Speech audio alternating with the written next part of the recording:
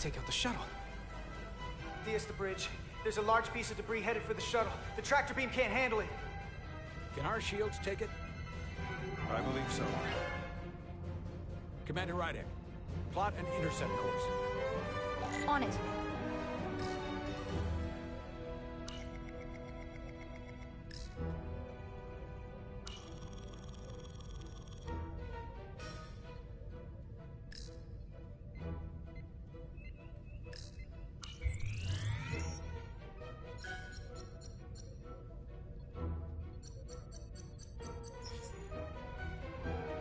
Here we go.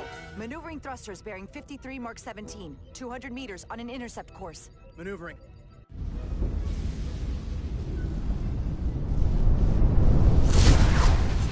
Got it. Whoa! Someone's working hard on the bridge.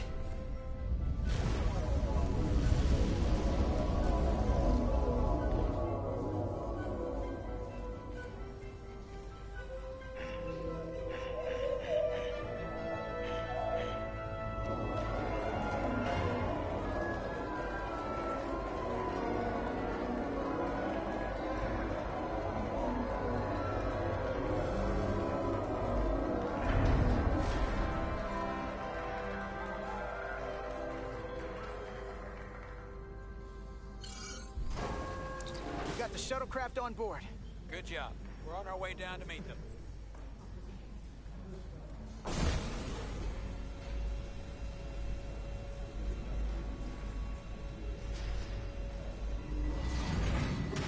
Terra firma, so to speak. Ambassador Spock?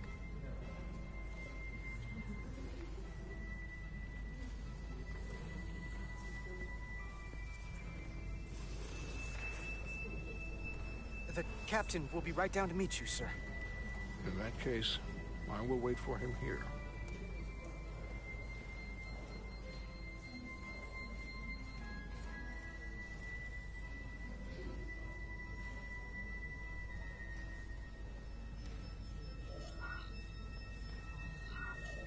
Apologies for the landing, Ambassador.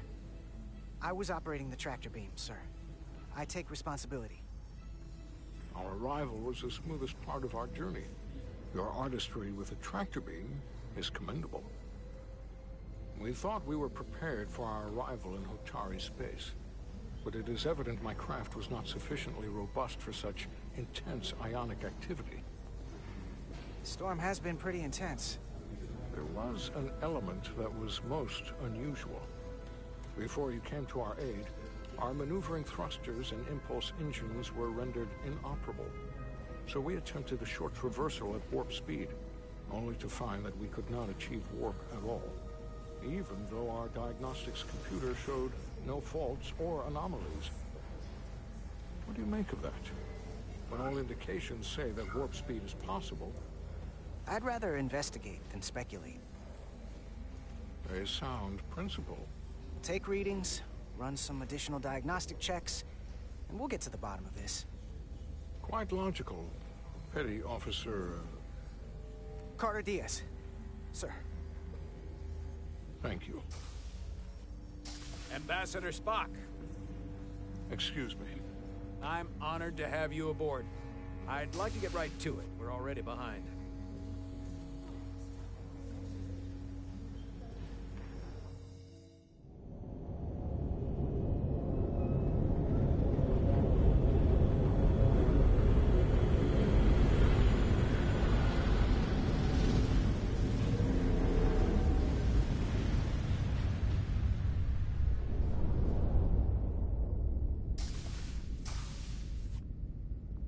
Ambassador Spock, my senior staff.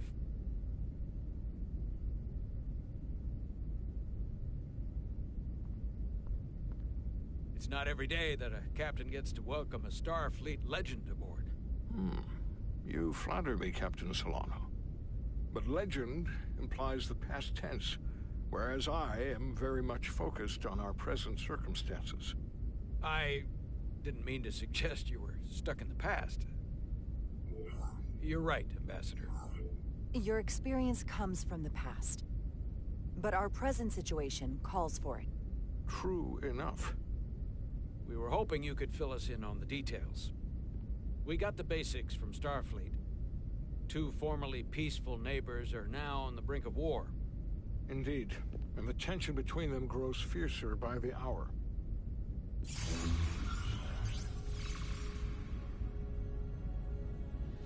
Ilidia and Hotari. Ilidians are the more advanced species. They made first contact with the Hotari over a century ago. This is Tau, the Hotari moon. It is rich in dilithium, and for decades, the Hotari and the Ilidians have shared a mining operation there. The Ilidians provide the technological resources, while the Hotari have served as the labor force. The stability of that arrangement was the source of their peace, until recently. The Hotari have suddenly and forcefully seized control of the mining operations and expelled the Ilidians from their system. That is the official story, as told by the Hotari when they requested Federation mediation. But the details remain scant. Communications between all parties have been limited by the ionic interference. How is it the Hotari were able to turn the tables and take the mines against superior forces, especially after decades in this arrangement? Unclear. The answer to that question may be the key to a new, lasting peace, and one that I hope we can uncover during these negotiations. But it is unlikely the relatively primitive Hotari forces would stand a chance against the Ilidian fleet if this escalates to open war. Left unchecked, this conflict will result in more bloodshed, which is what we are here to prevent. And the dilithium trade hangs in the balance. Clearly the Hotari have been exploited in this relationship. Maybe we can persuade them peace is the more profitable alternative for everyone. They both profited from the mines. And for the Hotari, something is better than nothing. If we could convince them, it would restore the peace.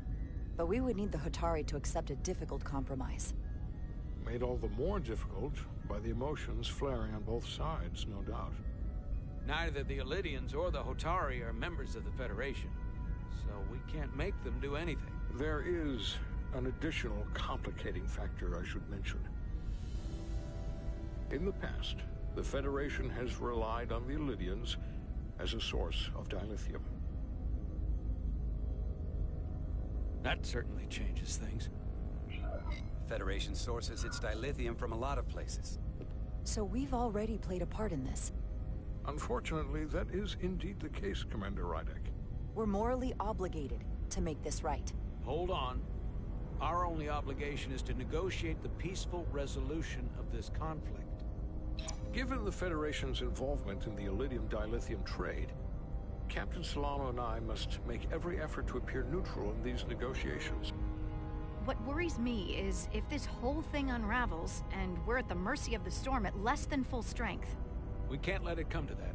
Considering what the Ion Storm has done to our ship, and the Ambassador's shuttle, we have to assume the Ilidian fleet has had problems with it as well. This recent surge in the energy disturbance temporarily levels the playing field. Commander Westbrook is correct. The energy anomalies around the Hotari systems have been noted in the past. That may answer why the Hotari were able to strike back after so long. They finally had an opportunity, and they took it. That would also explain the Ilidians' restraint. And reason to learn as much about the energy anomaly as we can while we are here. We do not want to be caught at a disadvantage of our own. So I trust we understand our circumstances. We're operating on a strict timetable here, and we're going to be leaving for the negotiations shortly.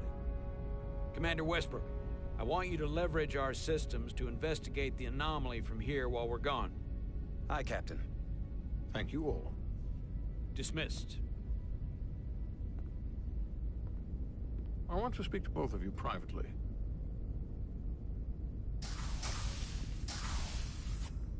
Ambassador Spock, I'd like to make a formal introduction.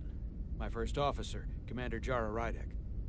Commander, as you are aware, there are limits to what Captain Solano and I can do in our official capacity as representatives of the Federation. But someone in an unofficial capacity, your first officer for example, would not be bound by those restrictions.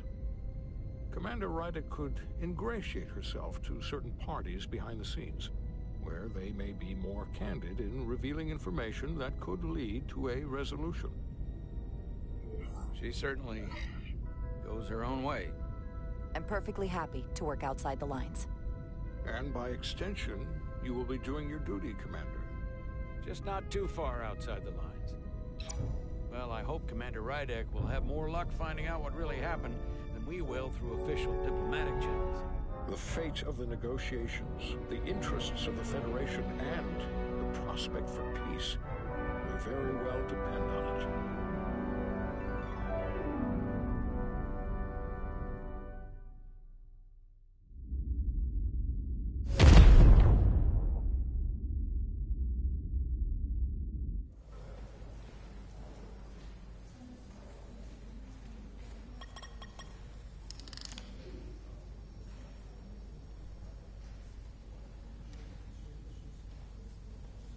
Mr. Diaz, I understand you have already discussed the warp drive failure with Ambassador Spock?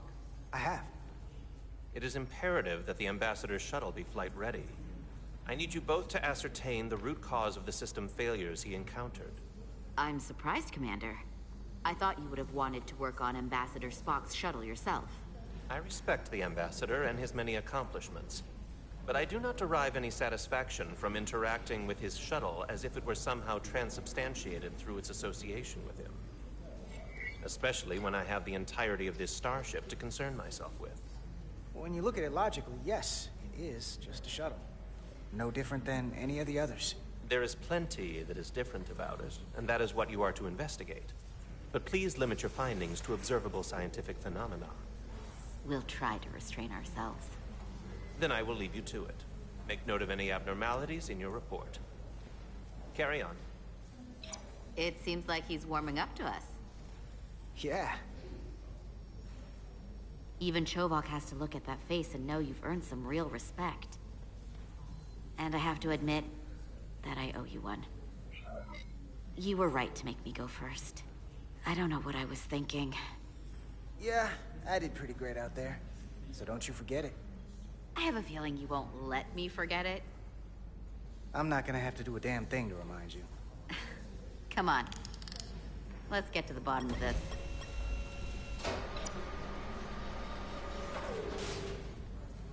Ready to go? All set. Let's run the diagnostic.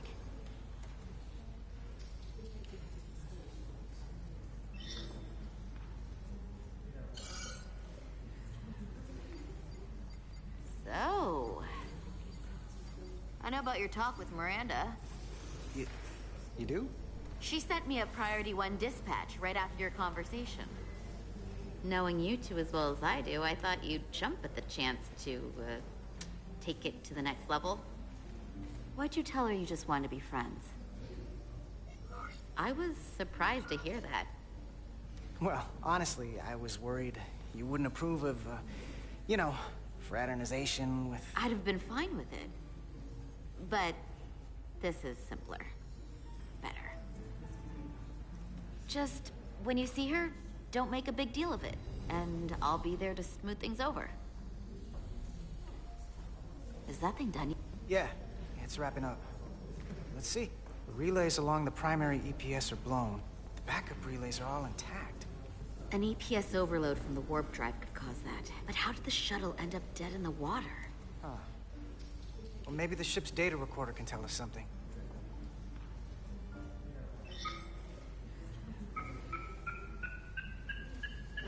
Here. They were only about 8 minutes from their plotted warp point. No faults, just those warnings. What are they?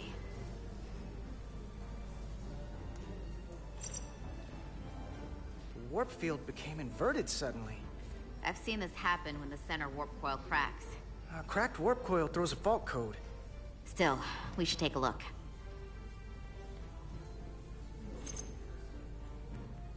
There was a complete warp cascade failure.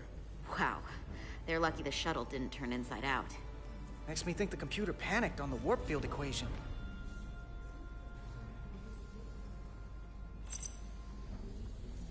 Subspace variance out of tolerance.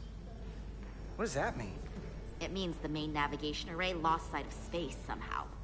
Will the array going offline cause that? Yes, but it should have also thrown a fault code. Any one of these failures should have thrown a fault. If it was caused by a system failure. None of this caused the relays to blow. Roll forward to when that happened. Yes, ma'am. So here, they take a moment to get their bearings and they attempt to re-engage the warp drive. There. That's the relays blowing.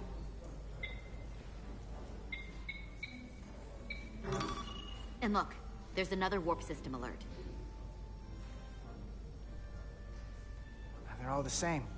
Subspace variance out of tolerance, or warp inversions. Finally, there's a complete warp cascade failure. Then it's one of two things. Either a warp coil is cracked, or the navigation array is offline. That makes sense. Divide and conquer. You want to check the warp coils or the navigation array? I'll check the other. Let's not overcomplicate this. One of these systems is likely broken. I'll check the nacelles for a cracked coil.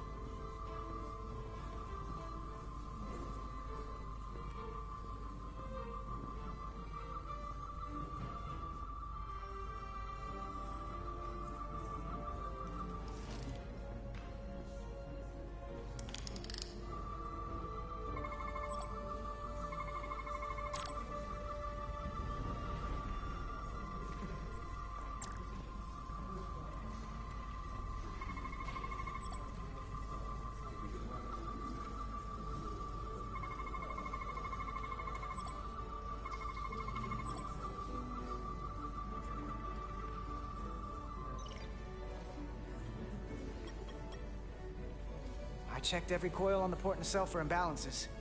If any coil in either engine were cracked, I would have detected it. So, it must be the navigation array. Except it's not. Checked and double-checked. Well, the readings don't lie. Here comes the security detail for the way team.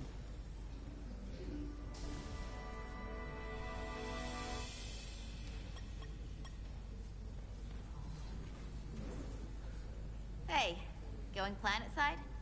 Yep, as soon as the negotiating team comes down from the bridge. Apparently, we don't get to leave just because I'm ready. Should be an interesting ride down to the surface. Well, it's good to see you're not avoiding me. I was just worried because... It's fine, really. Don't even think about it. Okay. Hey, Maris. Aren't these those button pushers you're always hanging out with? And you're the phaser jockeys we always beat in Parisi squares, right? All aboard for Hotari. That another one of the captain's railroad things? Gotta be. I just usually zone out by the time he gets to the whole, steam engines were the warp drives of their day part. Catch y'all later. You don't want to miss your train. I do have to go. Back before you know it, sport. Hey, I've changed my mind. About us. You have? Yeah. I want to be more than friends. Well, then I'll just see if I can move this whole negotiation along so I can get back here sooner. Then we can figure it out. Maris! Let's go! Be seeing you.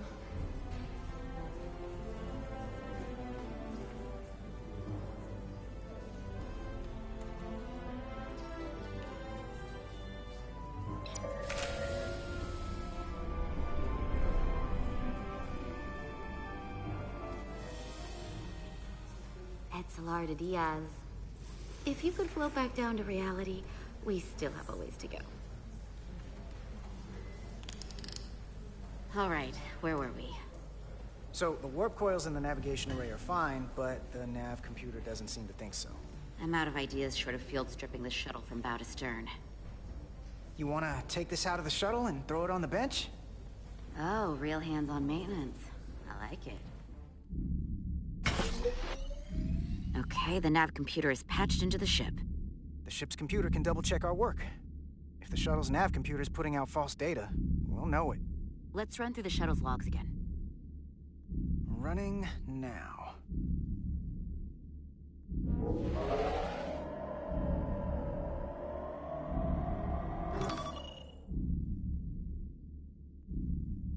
Same. Warp field inversion and a cascade failure. However, the Resolute computer doesn't show the same subspace variance. We're in the same conditions that the shuttle was in when it failed. Why wouldn't the ship's computer get a matching result? What if the subspace variance was a momentary occurrence? That's a possibility, and it would explain why the simulation under our current sensor readings failed to reproduce the issue. But a subspace anomaly strong enough to cause a warp field collapse would leave graviton ripples for days. Let's run with the momentary subspace variance theory for now. Roll forward to the shuttle's attempt to re-engage the warp drive. We need the conditions of space around the shuttle at the moment of warp failure. Resuming simulation.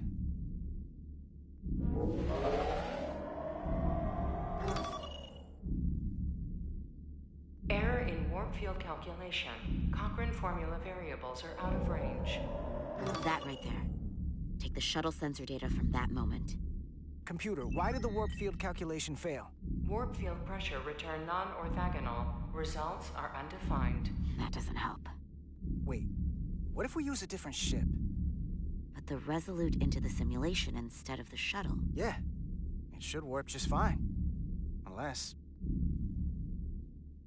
Computer, run the simulation with the Resolute. Resolute simulated. Computer, give me manual control on the warp power. Static field intensity, warp 1.1. 1.2.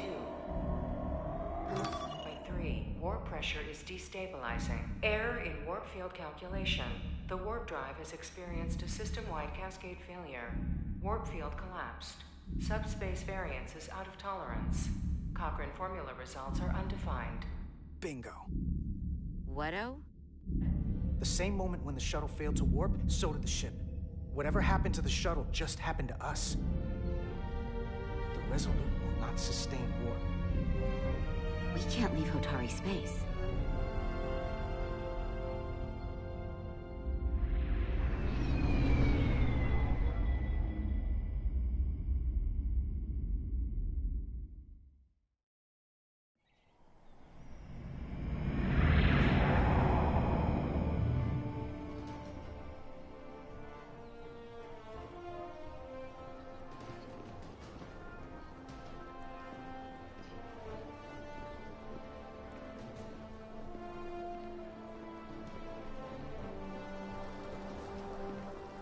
Ambassador Spock, Captain Solano, welcome to Hotari. We are honored you have come. My name is Tylos Altaris, Minister of Diplomatic Affairs. The honor is ours, and this is Commander Jara Rydick, first officer aboard the USS Resolute. You'll find she has a keen mind. We've traveled a very long way to get here. I know. We cannot express how much it means to the Hotari people that These must be the representatives of the mighty Federation. The reigning authority in the galaxy. Or so we've been led to believe. Whether that's true or not remains to be seen. But, either way, we're grateful you've made the time to come to our little corner of the universe. And you are? This is Galvin, and this is Sidron, the heroes of the revolt in the mines.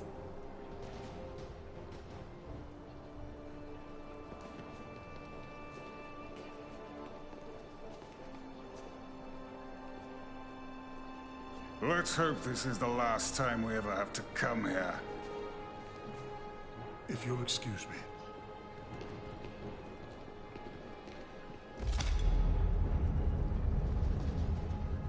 think we're about to begin. Did you hear the arrogance from that guy? I don't know what we're walking into here. That may be true. But let's keep an open mind going into the negotiations. Hopefully he's just one voice amongst many. Then let's hope he's the outlier. The Hotari have invited us as their guests, so we must show them the proper respect.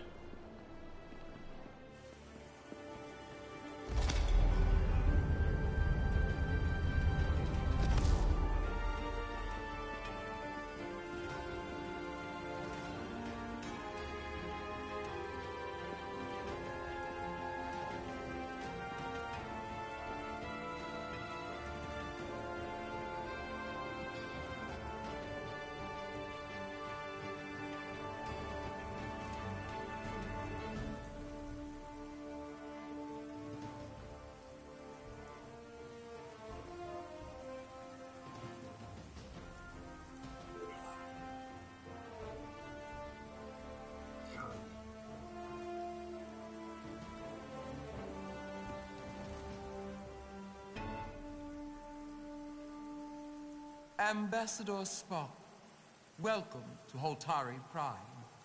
The honor is mine, Your Majesty. That the Federation would send one of their most respected representatives is not only an honor to the Hotari people and their queen, but a recognition of our stature and importance. Let's get on with it, shall we? With all due respect to the Federation and their ambassador, they have no authority here. We are not members of their alliance. We are not subject to their rule, nor yours. We demand the immediate return of all mining operations to Elydian control, as it has been for centuries and will be for centuries more.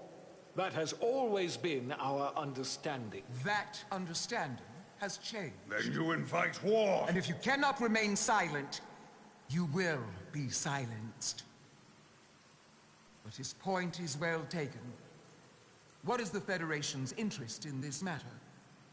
Perhaps you would have us trade one oppressor for another? The Federation remains neutral. Our only interest is the peaceful resolution of this conflict.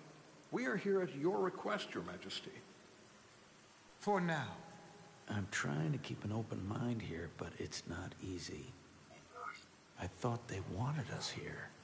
Was there something you wanted to say, Captain? Oh, no. My apologies. And what about the Kobliad? She's not part She can of... speak for herself, can't she? Then let her.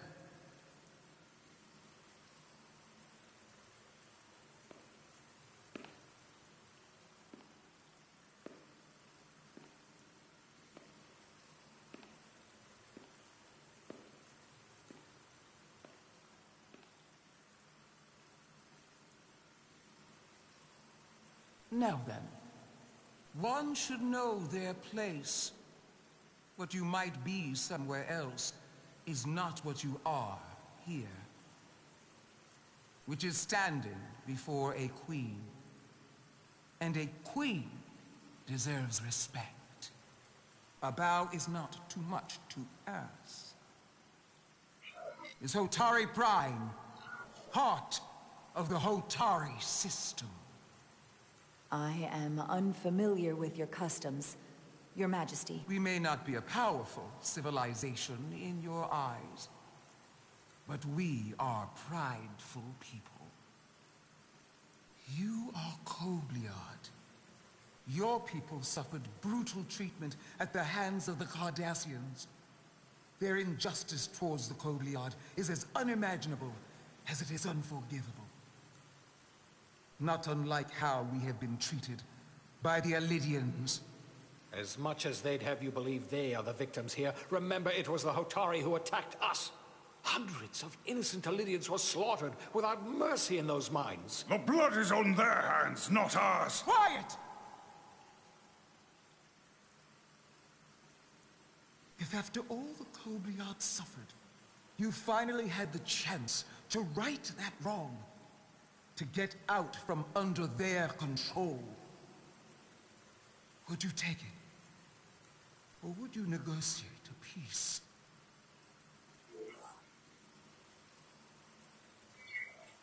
I can't speculate on something that never happened, Your Majesty. Sadly, that opportunity never came for the Kobliad. No, it did not. But we'd be wise to learn from their example before we too find ourselves facing extinction. The Federation is the most powerful, most advanced alliance in the galaxy. It's widely known we have an abundance of dilithium in our mines. And it's in your interest to secure a steady supply. Your Majesty, if I may. Ambassador Spock would have us believe you're here as a neutral party in the interest of peace. So why are you really here? I want the truth, not your Federation rhetoric. I'm sorry, Your Majesty, but it's really not my place to say what the Federation's interests might be. You are their representative. I am. But Ambassador Spock is better suited to address your concerns. What they haven't said, but cannot deny, is a simple truth. The dilithium trade would not and will no longer exist without a Lydian involvement. We created it for the benefit of everyone, especially the Hotari. We've given them warp technology. We've let them share in the profits. We've made their lives infinitely better than before dilithium was discovered. All of that goes away if the Federation turns a blind eye to their treachery. That is enough of your lies! The Hotari are quite capable of running the mines. We've done so for centuries. So tell me, who deserves control of the dilithium trade and the mines on Tau? Who should the Federation recognize? The Hotari or the Alydians? Can only be one.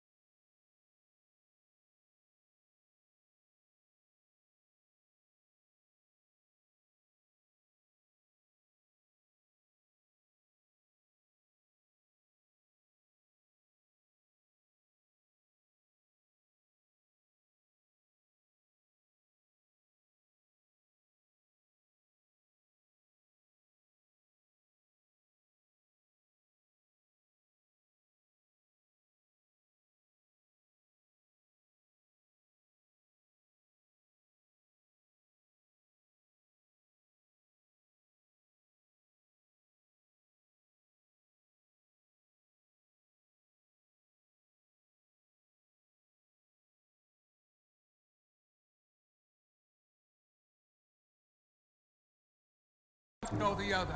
Not both.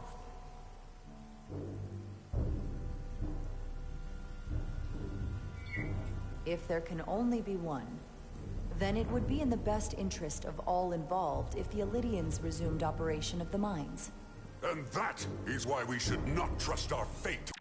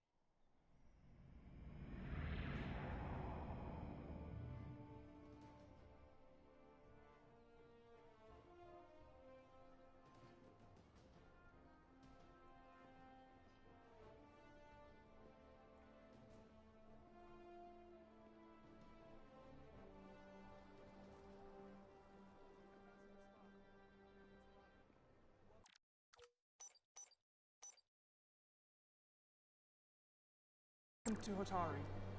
We are honored you have come. My name is Tylos Altaris, Minister of Diplomatic Affairs. The honor is ours, and this is Commander Jara Rydek, first officer aboard the USS Resolute. You'll find she has a keen mind. We've traveled a very long way to get here. I know. We cannot express how much it means to the Hotari people that These must be the representatives of the mighty Federation. The reigning authority in the galaxy. Or so we've been led to believe. Whether that's true or not remains to be seen. But, either way, we're grateful you've made the time to come to our little corner of the universe. And you are? This is Galvin, and this is Citron, the heroes of the revolt in the mines.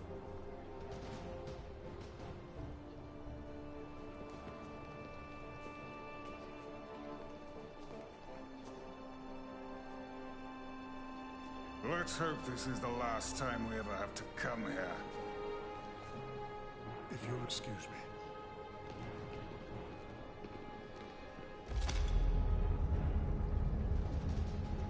I think we're about to begin. Did you hear the arrogance from that guy? I don't know what we're walking into here. That may be true. But let's keep an open mind going into the negotiations. Hopefully he's just one voice amongst many. Then let's hope he's the outlier. The Hotari have invited us as their guests, so we must show them the proper respect.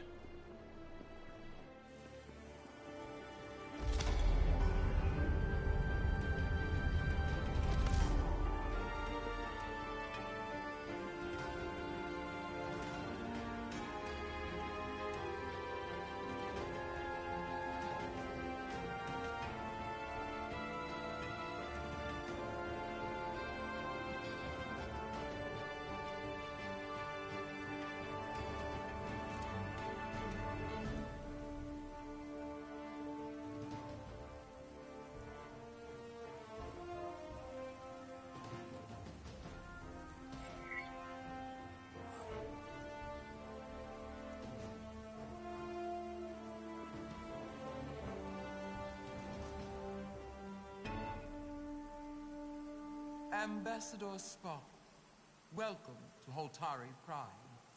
The honor is mine, Your Majesty. That the Federation would send one of their most respected representatives is not only an honor to the Hotari people and their queen, but a recognition of our stature and importance. Let's get on with it, shall we? With all due respect to the Federation and their ambassador, they have no authority here. We are not members of their alliance. We are not subject to their rule, nor yours. We demand the immediate return of all mining operations to Elydian control, as it has been for centuries and will be for centuries more. That has always been our understanding. That understanding has changed. Then you invite war! And if you cannot remain silent, you will be silenced. But his point is well taken. What is the Federation's interest in this matter? Perhaps you would have us trade one oppressor for another? The Federation remains neutral. Our only interest is the peaceful resolution of this conflict. We are here at your request, Your Majesty. For now. I'm trying to keep an open mind here, but it's not easy. I thought they wanted us here. Was there something you wanted to say, Captain? Oh, no. My apologies. And what about the Kobliad? She's not part She can speak for herself, can't she? Then let her.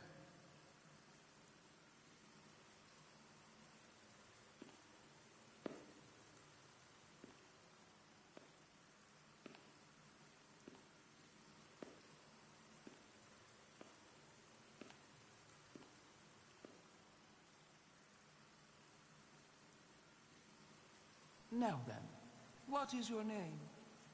Commander Jara Rydek, Your Majesty. Being a Kobliad, you would know better than anyone.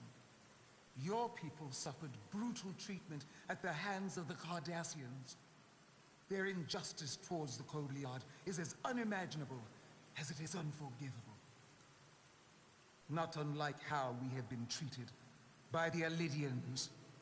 As much as they'd have you believe they are the victims here, remember it was the Hotari who attacked us. Hundreds of innocent Elidians were slaughtered without mercy in those mines. The blood is on their hands, not ours. Quiet! If after all the Kobliad suffered, you finally had the chance to right that wrong, to get out from under their control, would you take it? Or would you negotiate a peace?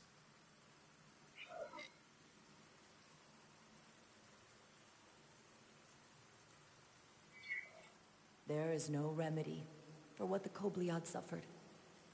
And I fear who we might have become in pursuit of it. There is no justice if the oppressed become the oppressor. So I would willingly accept a peaceful resolution if it were offered. That is the real opportunity. Perhaps, Commander Rydak. Perhaps. Unfortunately, that was not the case, was it? No, it was not. Peace is often elusive to those who need it most. The Federation is the most powerful, most advanced alliance in the galaxy. It's widely known we have an abundance of dilithium in our mines. And it's in your interest to secure a steady supply. Your Majesty, if I may. Ambassador Spock would have us believe you're here as a neutral party in the interest of peace. So why are you really here? I want the truth, not your Federation rhetoric. It's possible the Federation has an interest in both peace and securing a steady source of dilithium. One does not preclude or prevent the other. But that's just my personal opinion. Given the Federation has done business with the Elidians for decades, I would agree. It's entirely possible, if not highly likely. What they haven't said, but cannot deny, is a simple truth. The dilithium trade would not and will no longer exist without Elidian involvement. We created it for the benefit of everyone, especially the Hotari. We've given them warp technology. We've let them share in the profits. We've made their lives infinitely better than before dilithium was discovered. All of that goes away if the Federation turns a blind eye to their treachery. That is enough of your lies! The Hotari are quite capable of running the mines. We've done so for centuries. So tell me, who deserves control of the dilithium trade and the mines on Tau? Who should the Federation recognize? The Hotari or the Elidians? Only be one or the other, not both. If I have to choose only one, then it would have to be the Hotari. Well said. How could the just and wise Federation make any other choice? This is an outrage. The Federation has lost all credibility. The mines are ours. Elidia will not be deterred. We will take back our mines by any means necessary. Then you will see more blood spilled. I am more than willing to address your concerns, Your Majesty. Yours as well, Representative. But I suggest we could have a more productive conversation with a smaller group. Perhaps only the most essential representatives.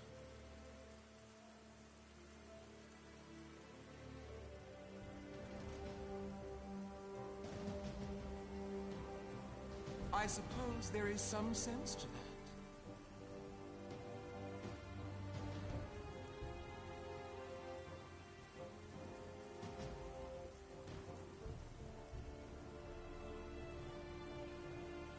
I hope we meet again, Jara Ryder.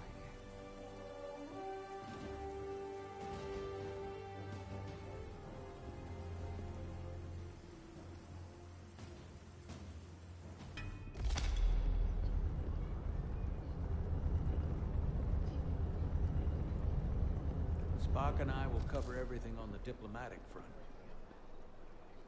You make nice with the locals and see if you can get some answers. We need to find out why the Hotari are so willing to risk war. What happened to those mines?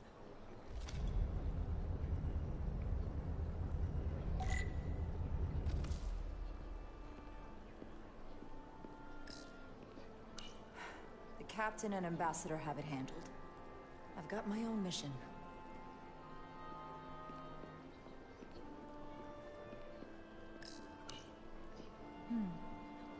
Soothing.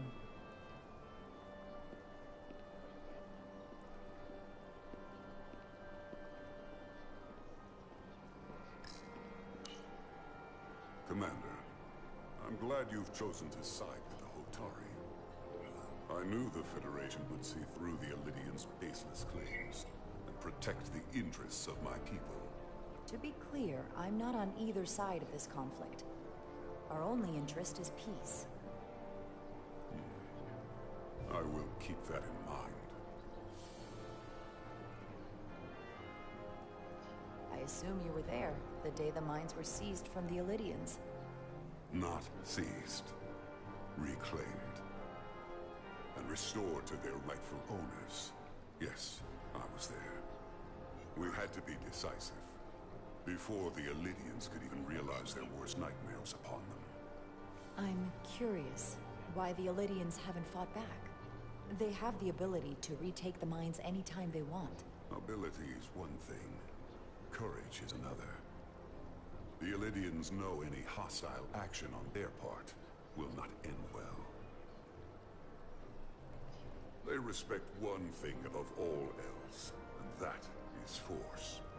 The greater the force, the more certain the outcome.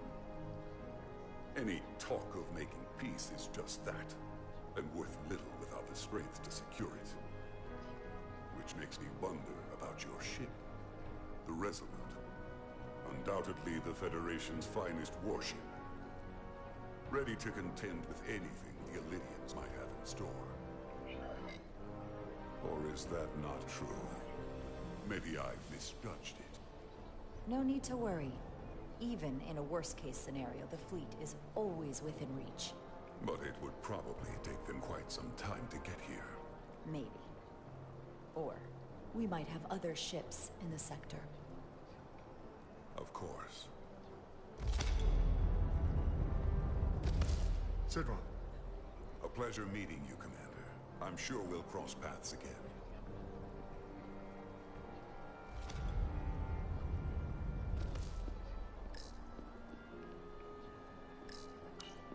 Commander Rydek, I'm encouraged to see the Federation supporting my people. I'm afraid of what might happen without your help. The Illidians have no right to your land. It was clear which side was more deserving of our recognition.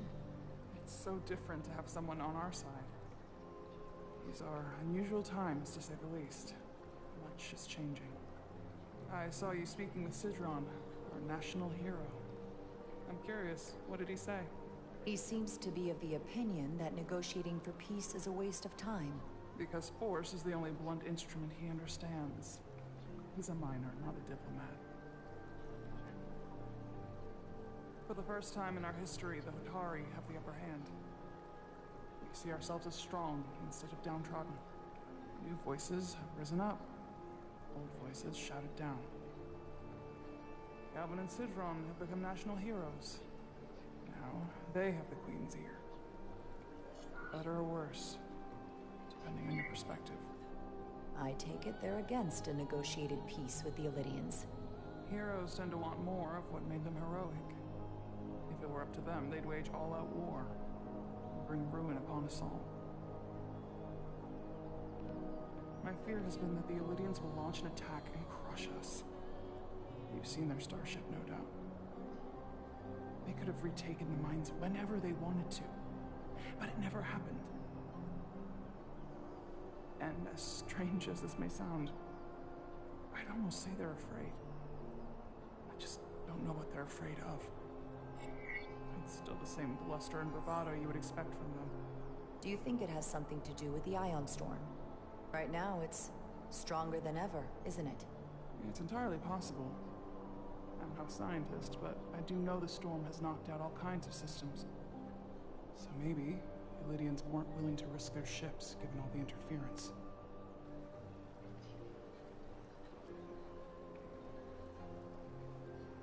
Since the day of the revolt, Galvin has seized control of the mines and restricted all access. No one's allowed without his personal authorization. And they've taken over a section of the palace with just as much secrecy and security. I'm told it could be something they brought back from the mines. I made inquiries, but everyone pretends it doesn't exist. Are you sure of this? It's been the talk of the palace since the day of the revolt. How can we know?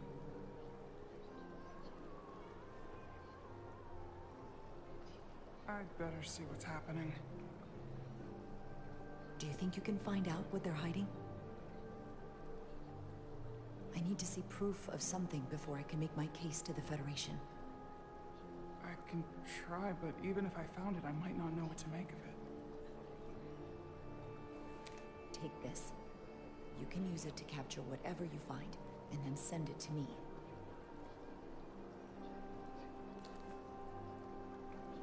Thank you. I will let you know what I find. And I look forward to our meeting again.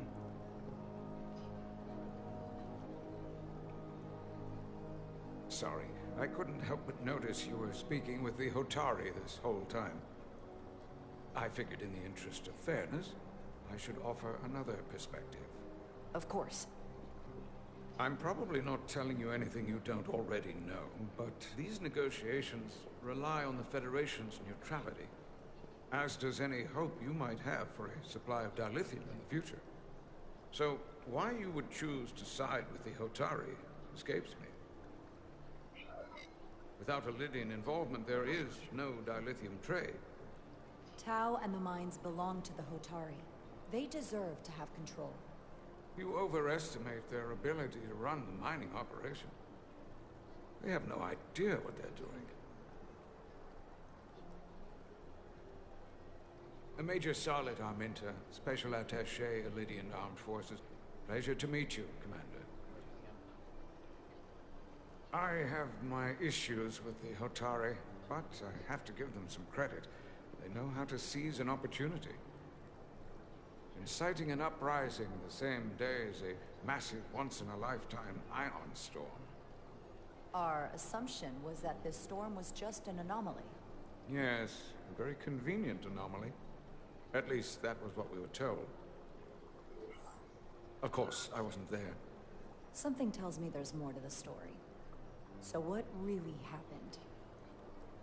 Well, the official story is that it was the storm that enabled the revolt. How else do a bunch of unarmed, unorganized miners seize control of an entire moon, much less thousands of mines? But I've talked to people who were there. They tell a different story. They say they're lucky to have escaped with their lives. That it was more than just the storm. That somehow the miners were able to harness the energy from the storm. I know it sounds crazy. I'm not even sure I believe it myself. You said the Hotari were primitive. Well, they are. Except for the part about weaponizing ion storms. If you'll excuse me, Commander Ryder.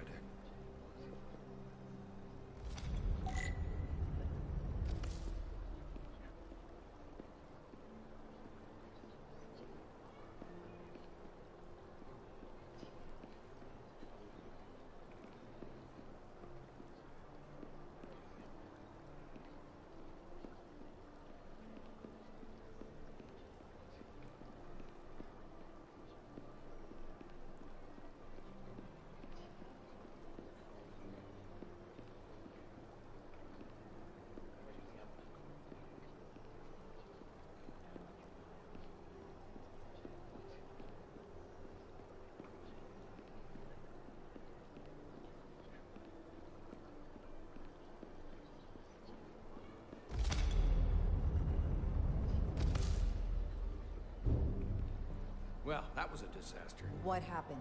The Hotari refused to concede anything, so the Illidians stormed out. Otari did not invite us here as peacekeepers. I hope your efforts are more fruitful than ours.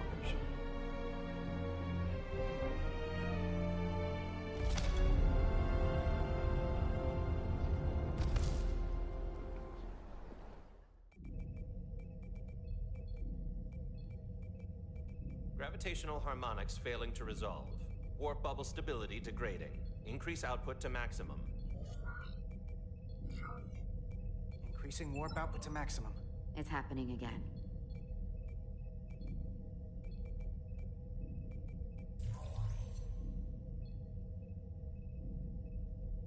It is evident that presently, the Resolute cannot achieve warp propulsion. Since our diagnostics rule out any problems with our warp systems or anything about the ship, the problem appears to be the fabric of space itself. Space itself? You're saying something about this region of space prevents warp travel? Prevents it, or can't sustain it. Look, if we can't go to warp, we're sitting ducks here. It puts the mission and everyone on the ship at risk. Not to mention, we could all be stuck here together. The Elydians, the Otari. Talk about a powder keg. Captain Solano is on his way back from the negotiations, and I want to have some answers for him when he gets here. Indeed. Given the facts at hand, we may be able to deploy subspace probes around the ship to construct a clearer picture of the phenomenon. Around the ship. I'll prep a shuttle.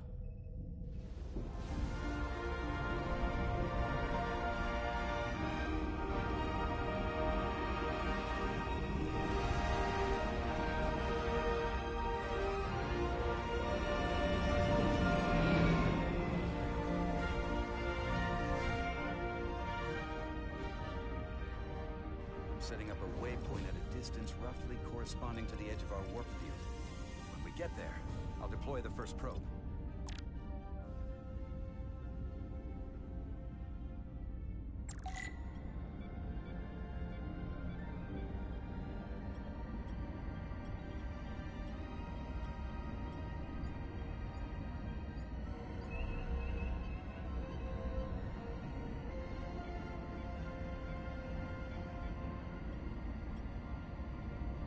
Westbrook, the Resolute systems are calibrated to receive the probe's readings. We are standing by to reproduce the warp field collapse after the first probe is deployed. Thank you, Mr. Chovak. We'll be in position shortly. And, Mr. Diaz, do take care in piloting the shuttlecraft. Now is not the time to indulge in the human penchant for joyriding. Chovak probably isn't such a fun guy to work for, huh? I just don't take it personally. At least I try not to. That's a very mature answer. Shows a positive attitude on your part. Remind me of it when I start complaining to you about the ship's new first officer.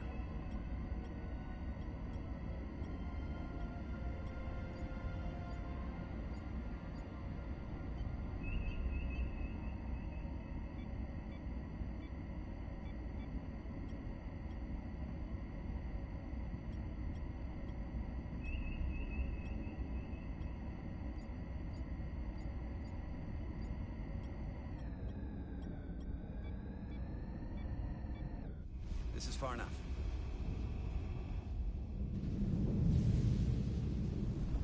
Transporting the first probe into position.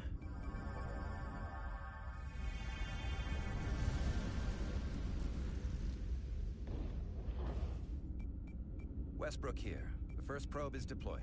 Understood. We are reading it. We are about to replay the simulation.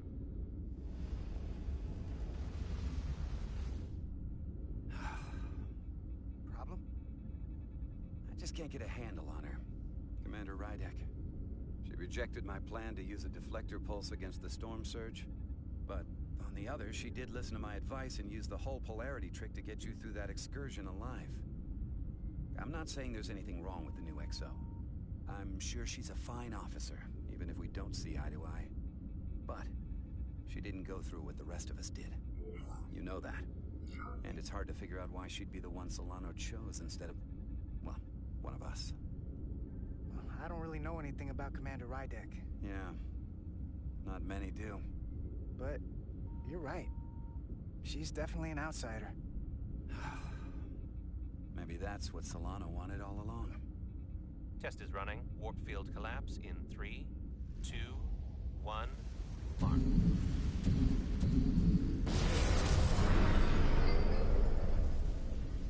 Whoa. All right, that is definitely a problem with the fabric of space. We need to get another probe out there.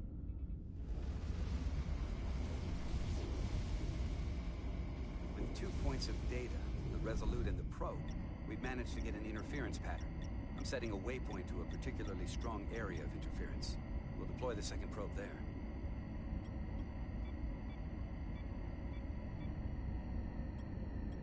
Listen, I'm gonna give you a piece of advice I wish someone had given me. Make sure you're never just one thing. Don't get so focused on what's in front of your face that you lose sight of the big picture. Before Rydek showed up, the captain pulled me into his ready room and told me he didn't think I had the people skills to be first officer. What a load of crap. I appreciate the advice, Commander. I'll make sure I keep my options open. I don't need to tell you how to operate. You're already well on your way. You're a capable engineer. You're good in the field. Keep up the good work. Who knows? A solid jack-of-all departments like you could be Commander-in-Chief of Starfleet one day. Hell, Admiral Jellicoe started as a shuttle pilot. You know, I'd be the best leader Starfleet ever had. Lower decks always have to fix all the problems Command causes. Maybe I'd just save everybody some steps. Well, don't forget about us little people when you're running things. Of course not. You gotta remember where you came from.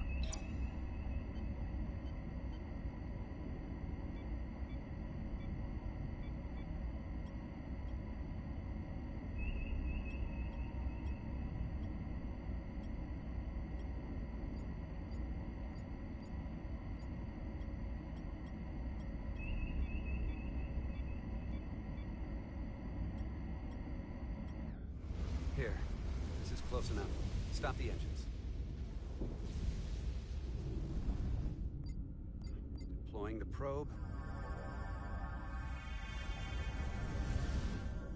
Westbrook to Commander Chovak. We're ready for another sampling of data. Very good. Running the simulation again. Warp field collapse in 3, 2, 1.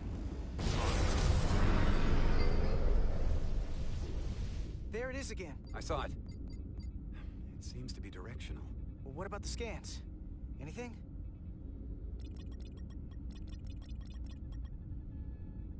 Here's the readings in relation to our local space. We've got the Resolute, Otari Prime, and the probes. All this interference is overloading the sensor buffers. We're gonna have to triangulate the sensors manually.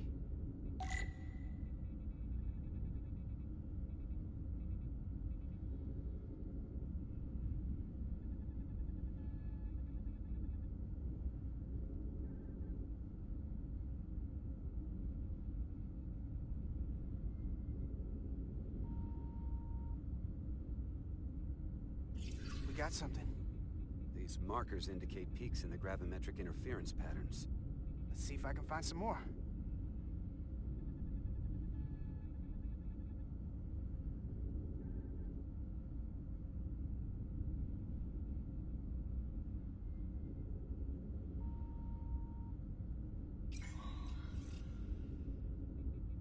Hold up. This is coming from the moon. A beam that blocks warp travel. Aimed right at us. Someone is doing this intentionally. I don't know how they're doing it. When someone punches you in the face, you hit back, Commander. Right. But we need to know where and how to do it. Now, look here. Current readings of the ion storm. These concentrations, they line up with the interference pattern. The storm and this beam, they're coming from the same place. Carter, whatever petty local conflict brought us here, it's just a small part of something much bigger.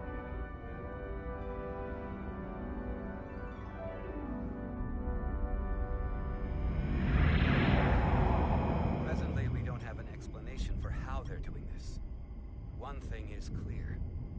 This is no fluke. Thank you, Mr. Westbrook. I want a full briefing when I'm back on board. Solano out. A targeted weapon that inhibits warp travel.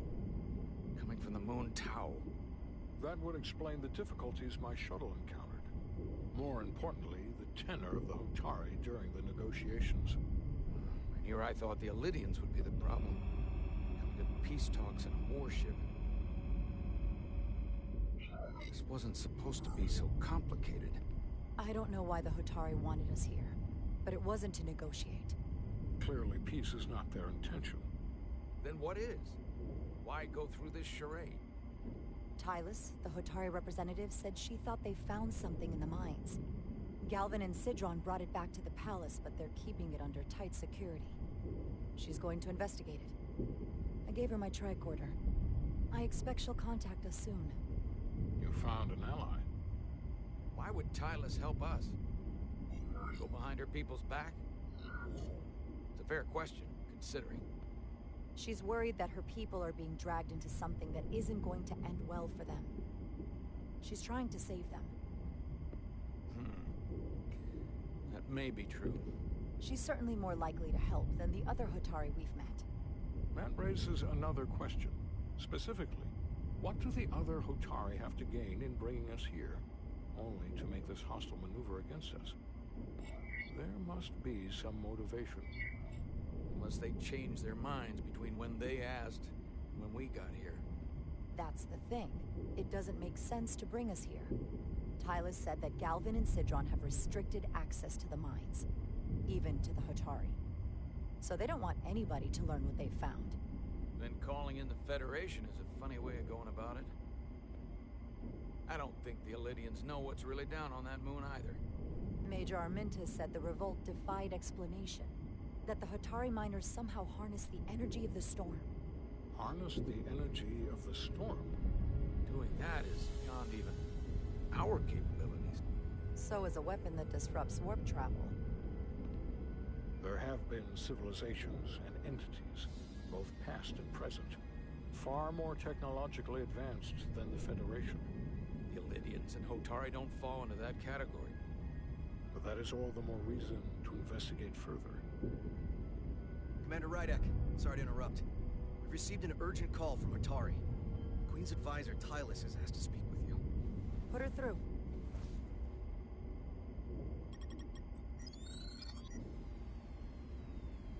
Galvin and Sidron are still with the Queen. I've enlisted help to gain access to the room they have under guard. I don't have much time. I'm not supposed to leave my post. It's only for a moment. I so appreciate your help.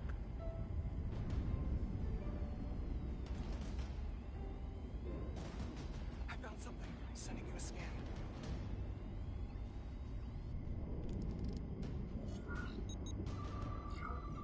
Got it. Tylus, if we needed to gain access to the mines on Tau, is that something you could help us with? I suppose it wouldn't be easy, but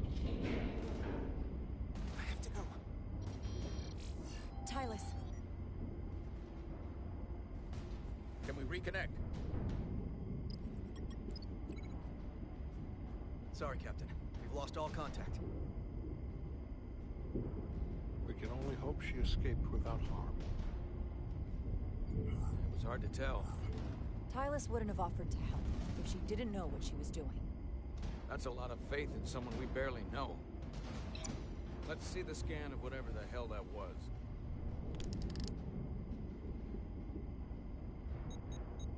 Tylus suspects this came from the mines on Tau. It appears to be of ancient origin, but the markings are unfamiliar. We can run a full analysis when we get back to the reservoir. But if this came from the mines, then it might be the key to how they got the upper hand against the Illidians. Then we have to go into the mines. The Federation would not allow that. We're, after all, security a neutral party in a peace negotiation. However, we could demonstrate that the Hotari have acted in bad faith, which would enable us to investigate the mines on Tau with full justification. But of course, we would need conclusive proof before taking action. If this warp disruption attack isn't enough justification, I don't know what is. We have every right to defend ourselves.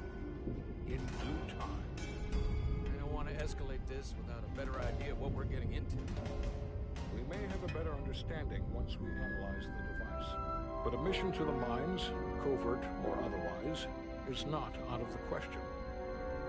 And I will handle the Federation.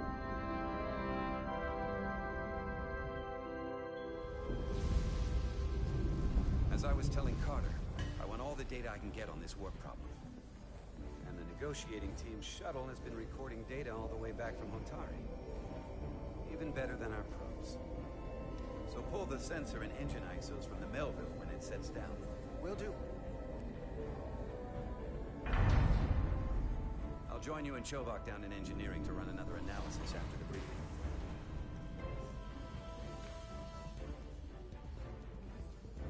I didn't like this warp problem when we thought it was some astronomical anomaly. And I like it a hell of a lot less now that we know someone is doing it to us. How does it work? What do we even do about it? What do you say we pull these chips and find out? Took some damage on the way.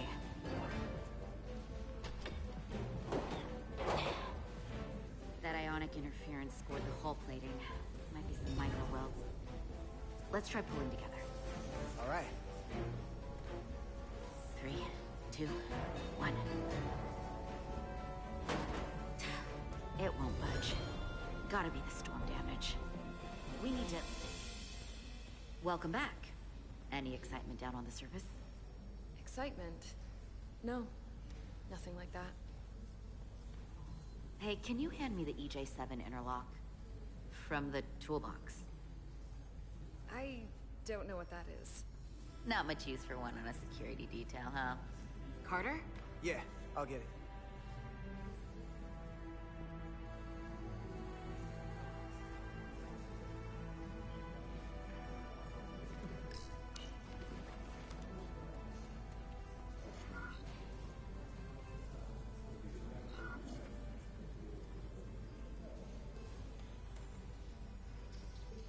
Okay, I'll apply pressure while you decouple the panel.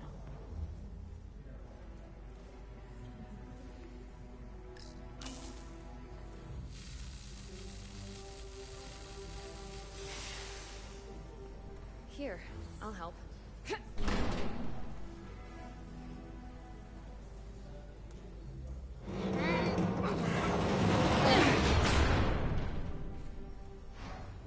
We've got this. Open up and say ah. Thanks for the hand. We have to get these isolinear chips down to engineering. No problem.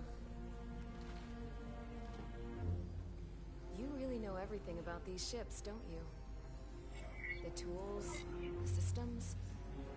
I thought security was the detail to be on. Now all of a sudden you're interested in engineering? Just the engineer. Come on, start pulling chips.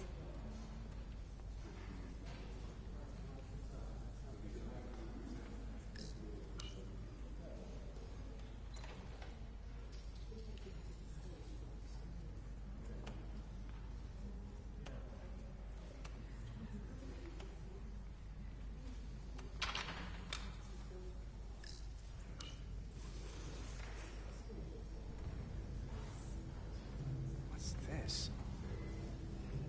Some kind of crystal formation?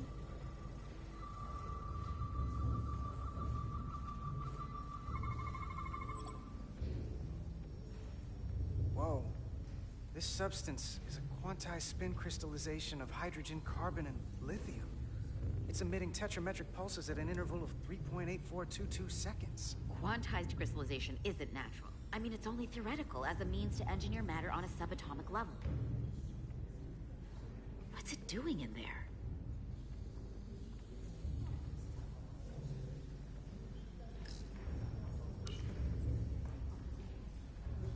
Wait. Regulation 364, subsection 9. What? Regulation 364, subsection 9 orders that in the case of an unknown foreign substance infiltrating a sealed system, it will be placed in secure confinement before further examination. Retrieve a containment module.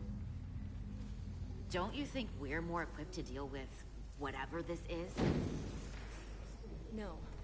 Before anything else, This is a security issue. You don't even know what this is. Which is why we need to study it.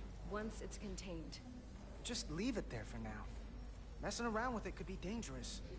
At least until we know more. That's exactly why we need to get it to the containment lab.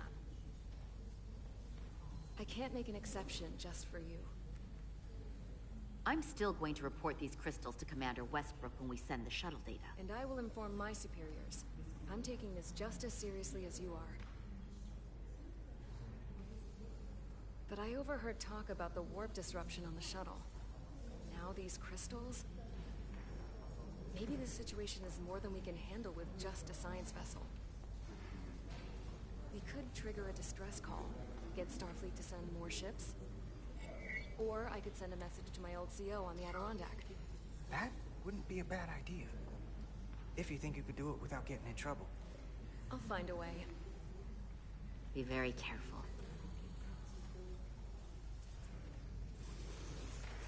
Okay, stand back.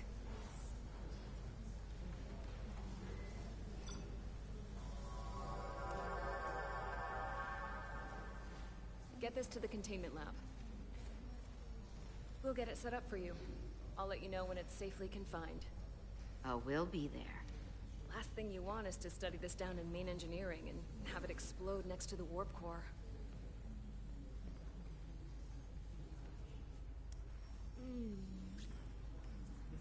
Almost forgot. Can't have that. For a second, I thought she'd gone cold on you. Like she might have changed her mind. But I guess this whole situation has her spooked. Maybe she knows more than us? Or it's because this is all happening so fast? Now, you can't tell me you're not a little spooked, too. We all should be. Believe me, I'm taking it seriously. But Miranda talking about sending a distress call on her own? That's going too far. Although, you didn't seem to think so. She was probably just thinking out loud. I'm sure she'll come to her senses. This mission has enough complications stacking up. Now, we'll get through it. You, me, and Miranda too. Commander Rydek was able to work behind the scenes during the negotiations and made contact with a representative from the Hotari delegation named Tylus. She mentioned an unusual artifact of unknown origin being held under tight security within the Hotari Palace, which she believes came from the mines on Tau. Now, this artifact might have a connection to the revolt, to the storm, and to the warp disruption we now know has been targeted at the Resolute. Commander Rydek, if you want to take it from here. Of course. Tylus managed to infiltrate the heavily guarded location within the palace and sent us these scans using my tricorder. It appears to be some sort of control panel, possibly connected to the warp disruption weapon, originating on Tau. Of particular interest is this symbol, which we couldn't identify the origin of. The Federation database has records from a vast number of civilizations. If anyone from Starfleet has come across this before, the system should recognize it. Cross-referencing with Federation records. Displaying symbols from Federation database with a 90% probability of match or higher. Select a symbol to further analyze.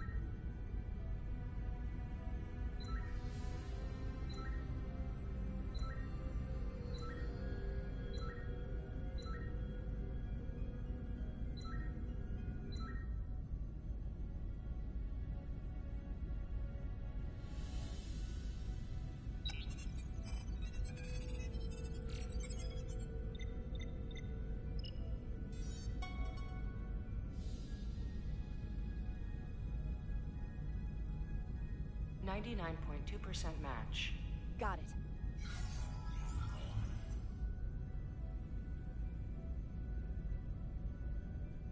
So, what are we looking at? The design and composition indicate this is a glyph associated with the ancient Tkon Empire. Their civilization collapsed over 600,000 years ago, but once spanned millions of systems with a population numbering in the trillions. Fascinating. The Tkon were once the most advanced, most powerful civilization in the galaxy. Is it possible the Hotari found Tkon technology? I wonder if they even know what they have. Our knowledge of the Tkon is limited. We don't have the first idea what this is or what it means. And we have all of the Federation records available to us. Perhaps we should see what else the Federation records show. Computer, what is the last recorded discovery of other Tkon artifacts? On stardate 41386.4, the USS Enterprise D, under the command of Captain Jean-Luc Picard, discovered a Tkon outpost in the Delphi-Ardu system. According to the mission summary, an unbreakable energy-draining field was deployed against the Enterprise and a Ferengi ship.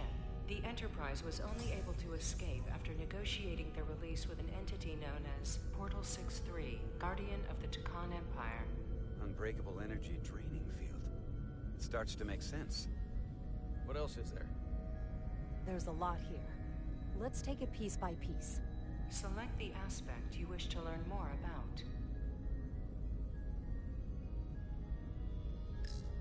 Someone from the Tkon Empire is actually still around. Or at least was, 16 years ago. Computer, what other information do you have on Portal 6-3, Guardian of the Tkon Empire? The entity known as Portal 6-3 is of an unknown nature. A biped humanoid, he was unaware that the Tkon Empire no longer existed at the time of the encounter. He was able to control the crystal-based technology of the Tkon outpost through apparent telepathic means. It was by his choice that the Enterprise was released from the energy-draining field, after Commander William T. Riker of the Away Team argued on behalf of both Starfleet and the Ferengi. Telepathic control of their technology. As I have said, they were the most advanced civilization in the galaxy. The technology to capture and hold the Federation flagship would have to be unbelievably powerful. Computer, what else can you tell us about the energy-draining field the Tkon used? The Enterprise D was unable to break free on its own. The precise nature of the technology was never fully understood. Only that the crystalline technology used was beyond the comprehension of then-current Starfleet science. The engineering team found a quantized spin crystal formation in the shuttle you took to Hotari. They registered tetrametric radiation coming from it. We have Tkon technology on board right now? We might. I'll run a full analysis in the containment lab.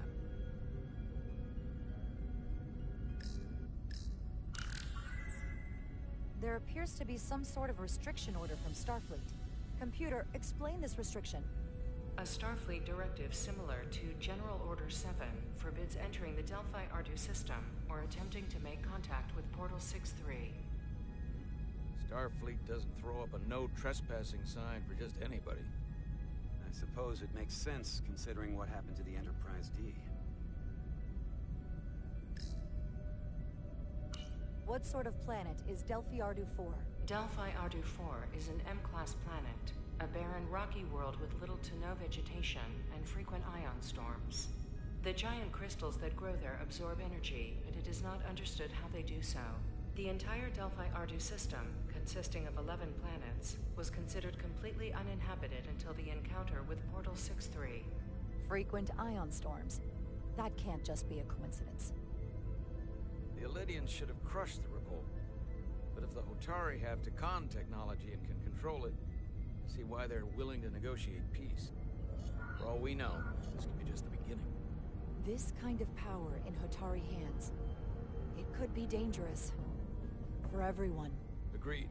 Which is why we should find a way to neutralize it if we can. If it helps. We've been able to triangulate the source of the ionic interference and warp disruption to a specific mine on Tau. Engineering used the latest data from your shuttle to pinpoint its origin. There. So we know where to look. We need to know what's down there. what the Hotari are hiding, to better understand what we're up against, and to neutralize it if we can. Captain, embarking on a mission to the Hotari moon would not be viewed favorably by either side. However, given the circumstances, we are entirely within our rights to defend ourselves. I just want to make sure this doesn't blow up in our faces. Which is why I'm thinking of sending Commander Rydek on a covert mission to Tau. Assuming you're up to the task. It would require absolute secrecy. And obviously, it's not without risk. I'll get the away team in and out. They're in safe hands with me. Under normal circumstances, that would be the case. Given the sensitive nature of this incursion, I'm afraid you'll have to go it alone. I'm hoping Tylus can accompany you. The priority is to avoid detection. It's a calculated risk. The last thing we need is to get caught and then blamed for violating our neutrality and aggravating an already tense situation. We can't afford any mistakes. It's a risk we have to take. We need to know what we're up against. Agreed. And of course you'll have the full support of the Resolute throughout. We must take every precaution. Get in touch with Tylus and make the necessary arrangements as discreetly as possible. Bridge to Captain Solano. The Illidians have moved additional ships to the edge of the Hotari system. Current heading is straight for the homeworld. Understood. It would seem we no longer have the luxury of waiting. In that case, may I suggest you and I return to Hotari Prime? Doing so will provide Commander Rydek as much time as possible to complete her mission. Agreed. We'll hail the Queen's delegation from my ready room. We all know what we need to do. Dismissed.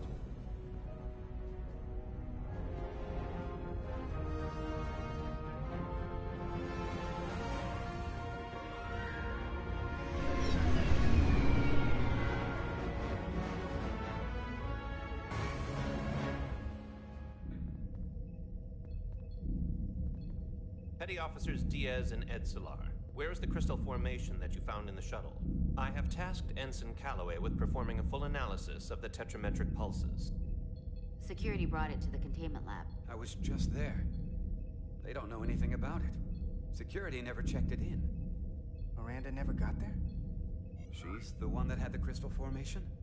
Yeah, her and the rest of the security detail from the negotiations. Diaz, Tamaris.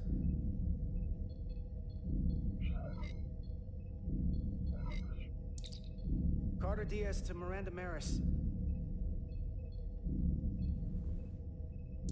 Commander Westbrook to Petty Officer Miranda Maris. Respond. Something's not right. She's still on the ship. She has to be. Computer, locate Petty Officer Miranda Maris. Petty Officer Miranda Maris is in the isolinear storage array on Deck 5. I'll go find her. Good. I am sure Mr. Diaz can attend to this on his own.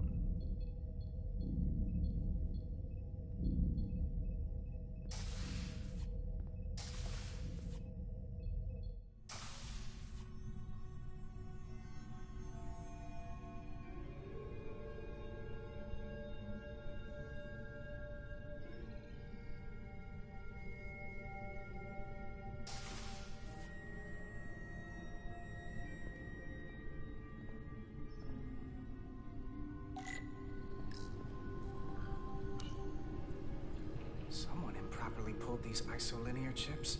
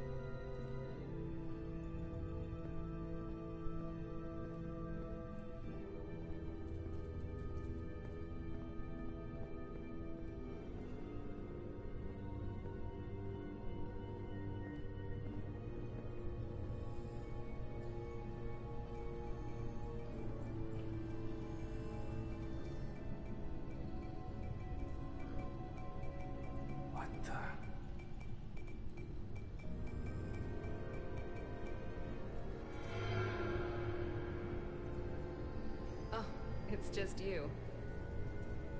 I'm busy right now. Why don't you come back later? I'm glad I found you. I was worried. We tried you on the comm badge and you didn't answer. Oh, I guess I was just caught up in my work. But I'm through here, so I can't stay and chat. I have other things to do. Sorry you came all this way for nothing. What exactly were you doing in here? I saw you accessing files, copying them onto that. This is secure data. It's really not my place to talk about it. Look, I appreciate that you came to check on me, but I'm fine. You worry too much. We're on a starship. That's not the only reason I'm here. That crystal formation you took never made it to the containment lab. Westbrook sent me to find you, and find out what happened. Will you drop it? I don't like being interrogated, Carter. Hey, wait up!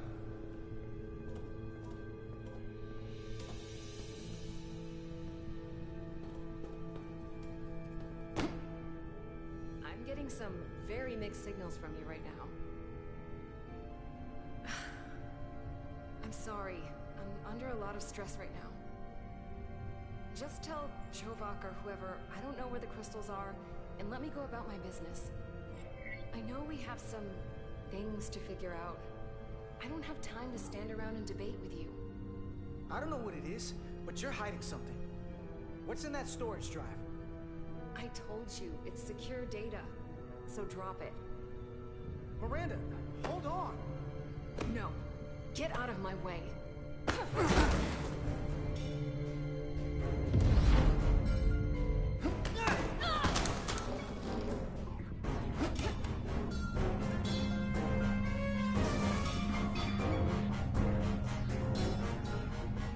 So I see you found each other.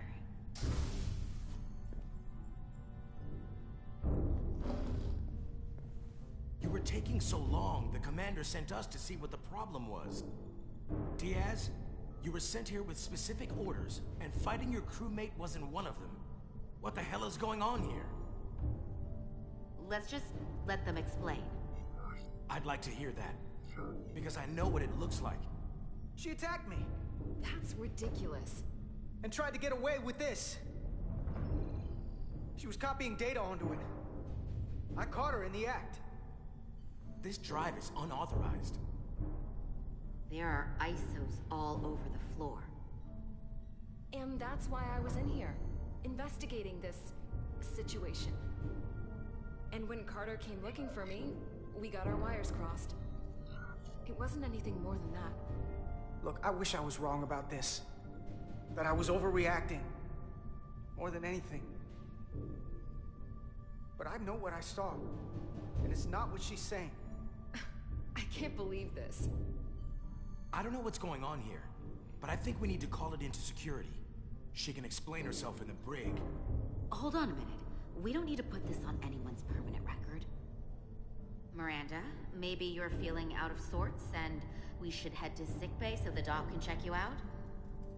Yeah, I haven't felt right since I came back from Hotari. I think I should see the doctor.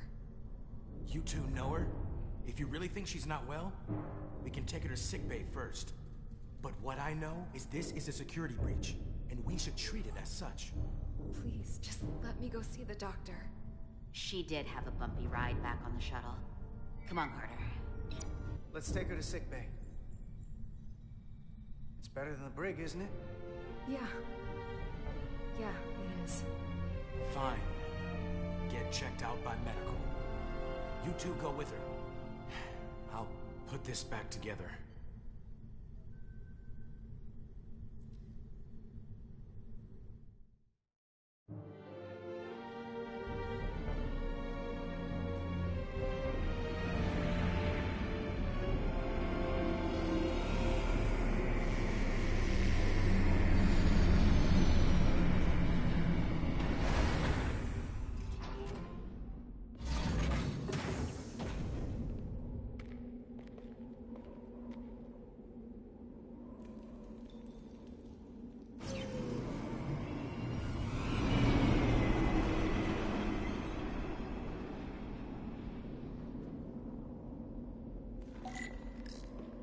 foliage on Tau resembles underwater plant life on Earth.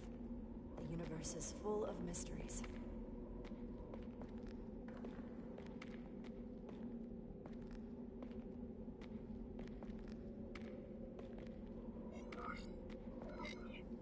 Rydick here. This is Ermon. Any trouble getting to the surface?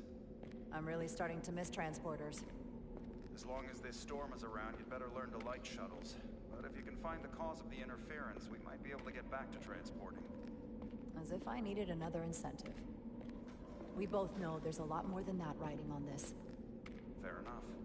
You'll need to get in and out of the mine undetected, so I hope Minister Tylus can help in that regard. So do I.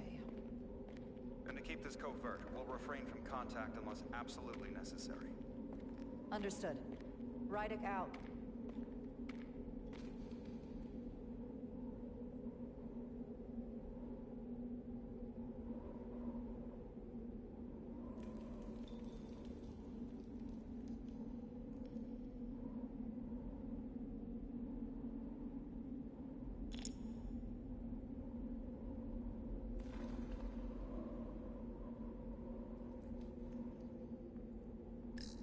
The ionic interference is coming from underground. I should find a safer way down there.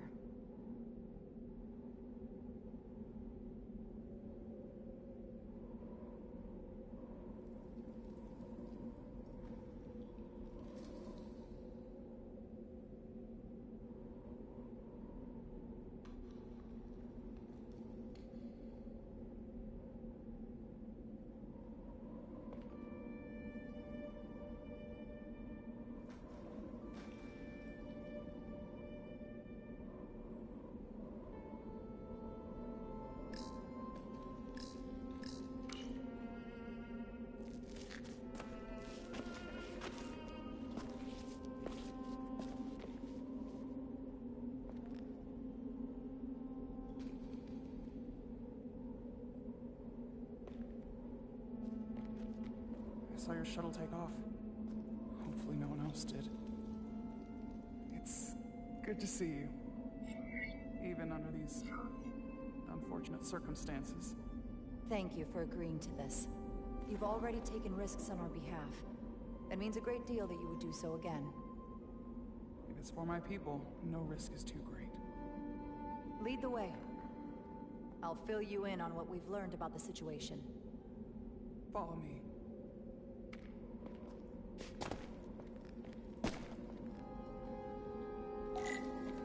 The device Galvin and Sidron brought back from the mines is being used to control some sort of warp disruption weapon that has the Resolute trapped in Hotari space.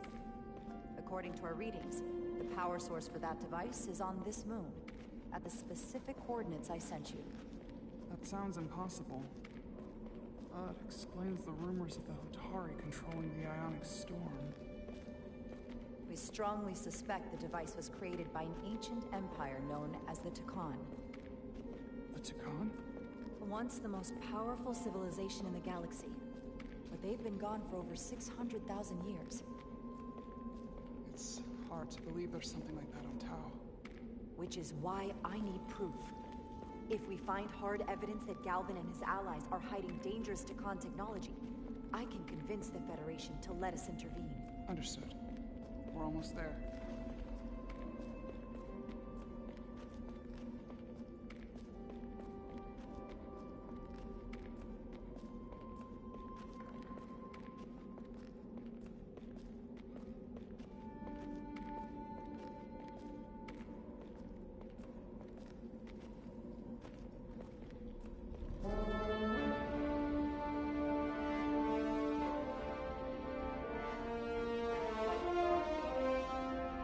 That's the mine? Prospect 614 North, Subdivision 20. It's enormous. Just one of the thousands across town. The pride of Hotari. How do we get inside?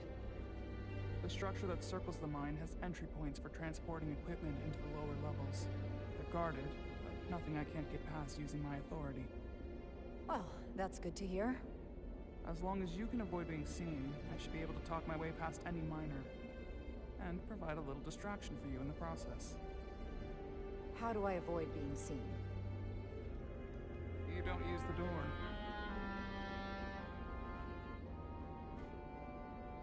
How dare you! Don't you know who I am? I am Tylus Altaris, Minister of Diplomatic Affairs. That's not... The Queen would be furious to hear you tried to deny me entry. The Queen? But I just... You just what? Just now realize the trouble you've made for yourself? And who exactly do you think you're going to report this to? Because I'll be reporting it as well, to someone much further up the ladder. You have no authority here. Do you understand who pays your wage? I can inform the Queen directly of this insolence. There's no You'll need regret for... everything you've said here today. You should have opened the doors the second I am here before you. That's not the protocol. I didn't know... Each second you delay my entry will be recorded, processed, and permanently marked on your record. I can't believe this. Does your brain function? Do you speak our tongue? Minister, I have orders. How could a fellow Hotari not understand this? You're digging your own grave. I've reached the end of my patience. Escort me to the maintenance bay. I told you I can't just... Now! But fine. A wise choice. Someone takes their breaks up here. Maybe the same guard who left that window unlocked. I suppose the view is nice.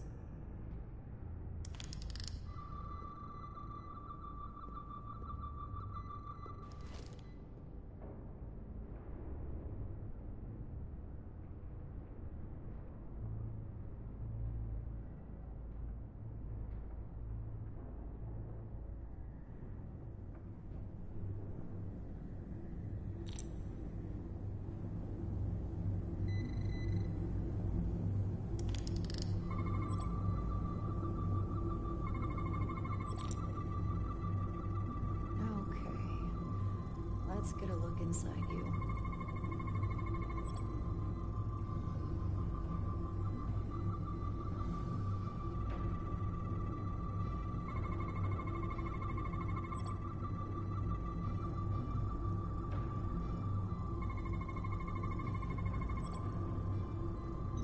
Full system access. Let's see if I can just... Bingo.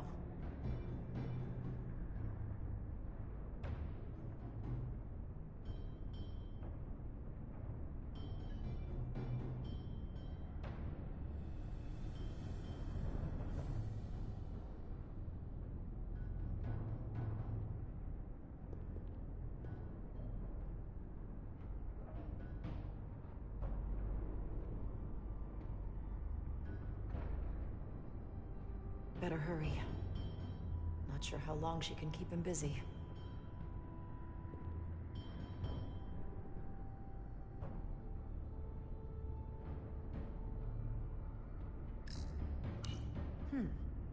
Might be rigged to only open for registered users. No control panel here. I should take a look with my tricorder.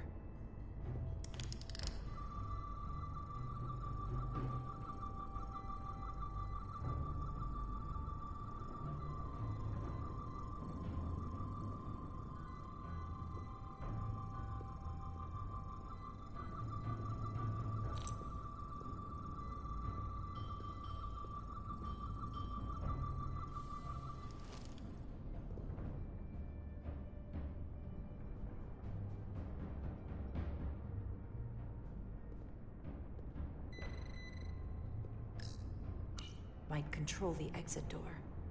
Need to see inside it. Something in here is keeping that door closed.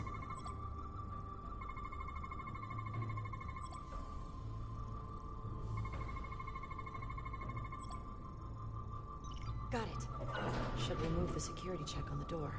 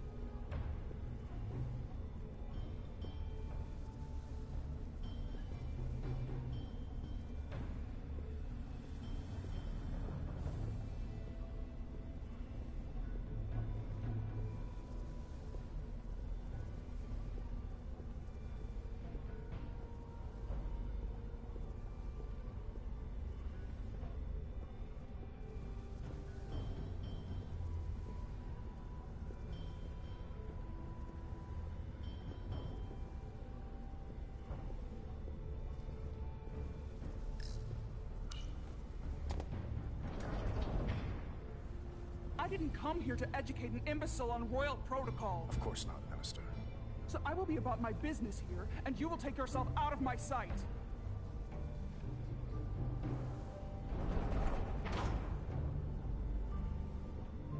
There you are.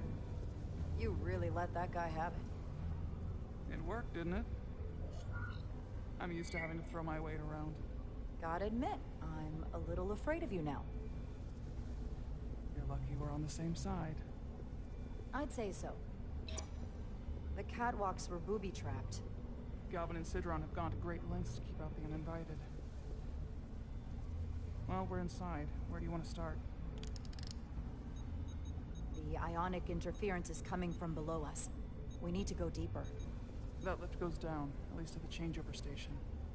But we can't use it without DNA authorization from one of the guards. I have an idea, but we need a few samples of DNA from the miners who work here. Samples? Fingerprints, sweat, blood. Which will trick the machine and get us control of the lift. That's the theory. Let's test it.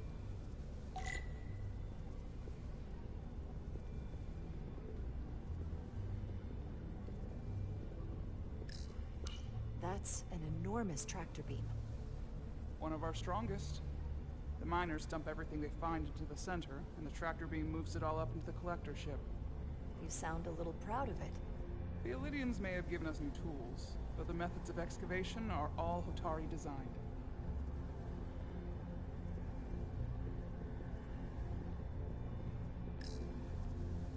Do you think we could just find a way to climb over this? Possibly. But the console on the lift itself is locked by the same system that locks this ramp. No shortcuts, then. I'm sure you can figure something out.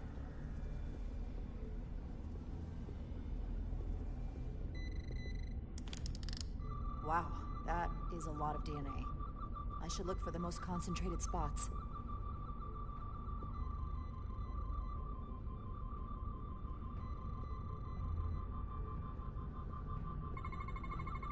Not concentrated enough. I should try somewhere else. This'll work.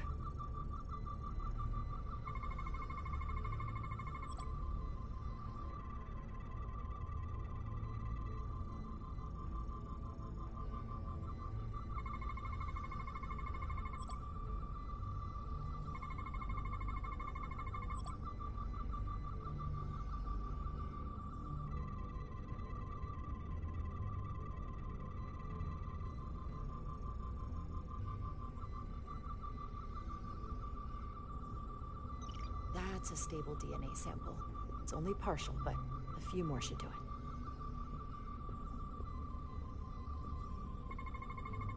I can use this. Good. That's another I can use.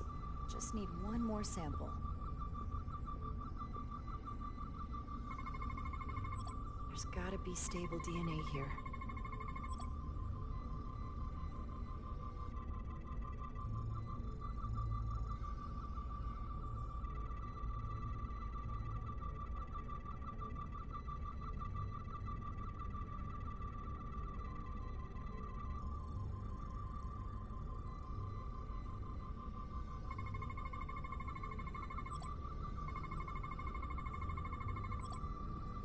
Perfect. That's enough to make the DNA profile. Time to go back to the lift. Not enough. Gotta keep looking.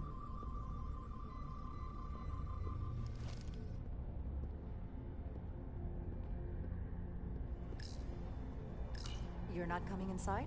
There are some things I'd rather not smell. Ah.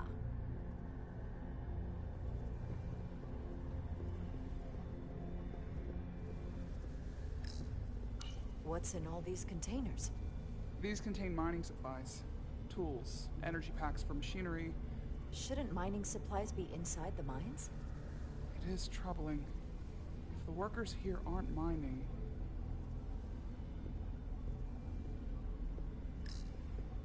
An Illidian console.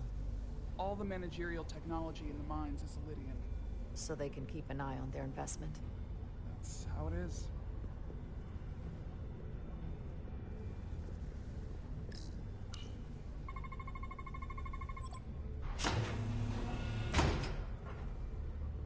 worked.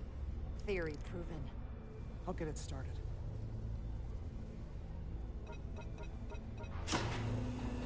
Ready?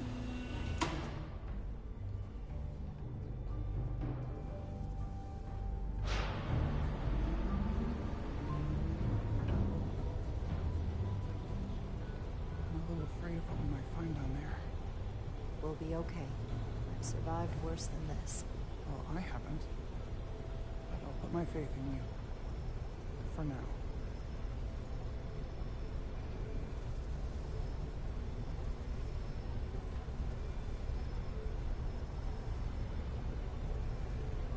Jara. No, stay back. There's a guard on the station. You'll have to hide.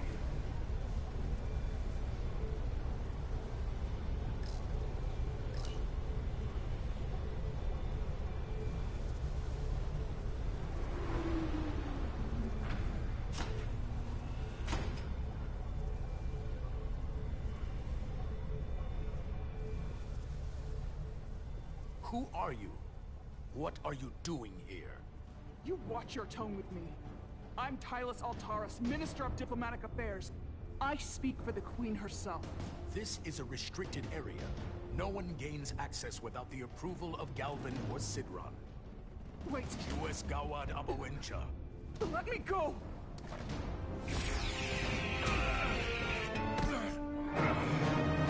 Are you all right?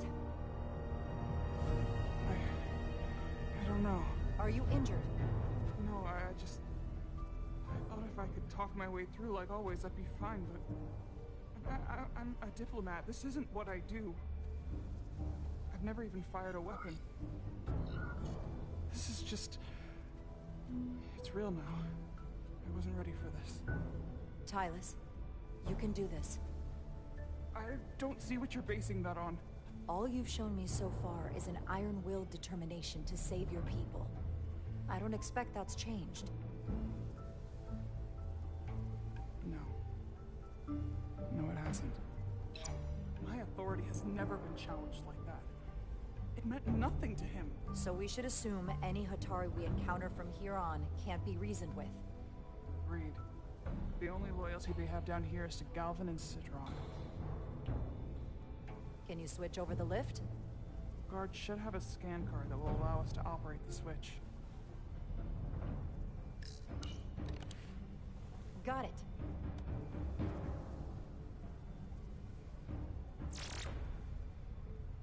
He's not dead, is he?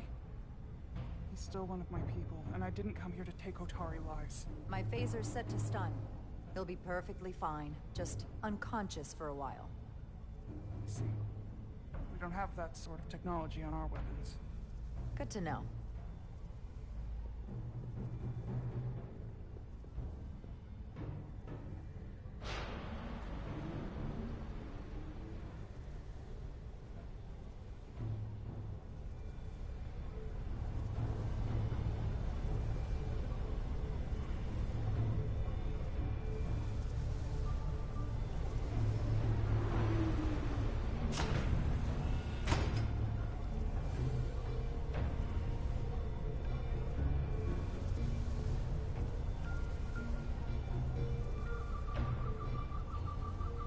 Energy readings are emanating from this tunnel. It's sure to be guarded in there. Stay low and follow my lead.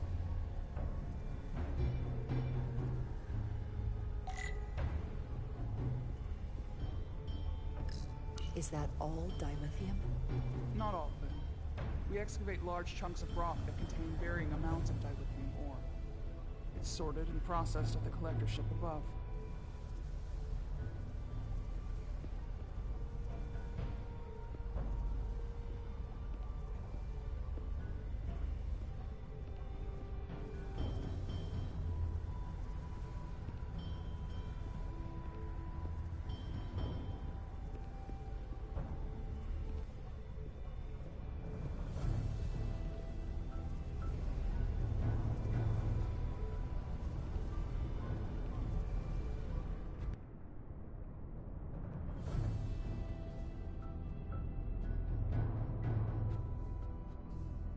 Guards. I take that as a sign we're getting close. I'll get a closer look.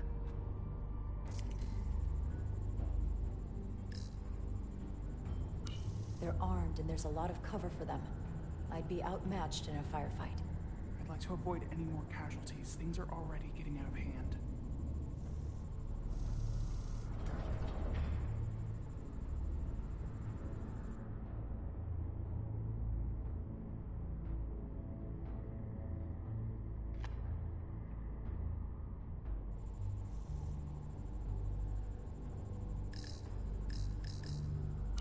We need that particular card, don't we? I'm afraid so.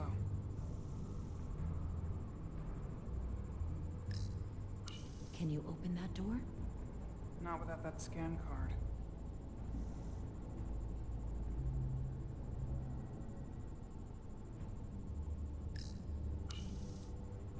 Looks like they've improvised a barrier. Yes, we must be getting closer.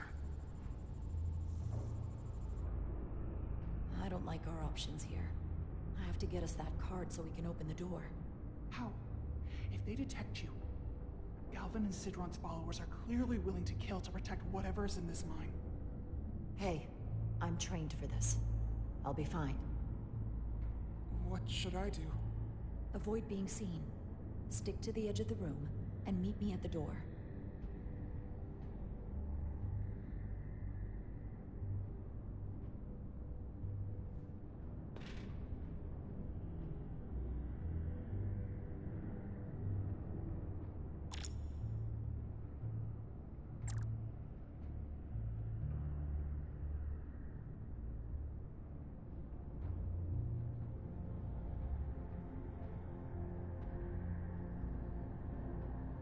Analysis in progress.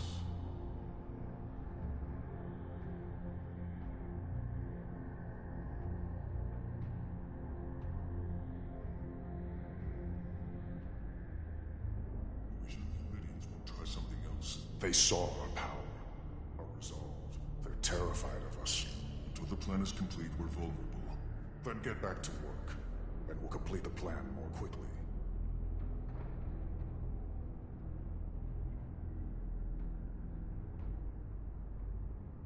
Processing.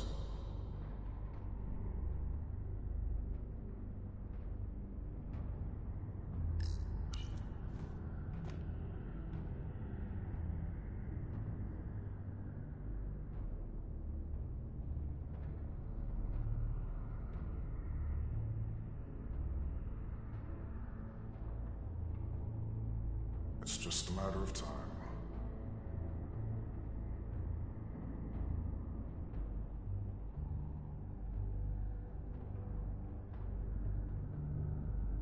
Good.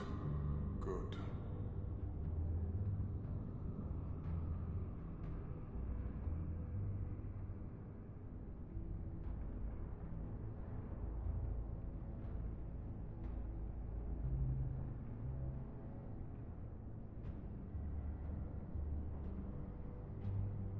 I can taste our victory. I saw something. Stop! Avoid being seen. Stick to the edge of the room, and meet me at the door.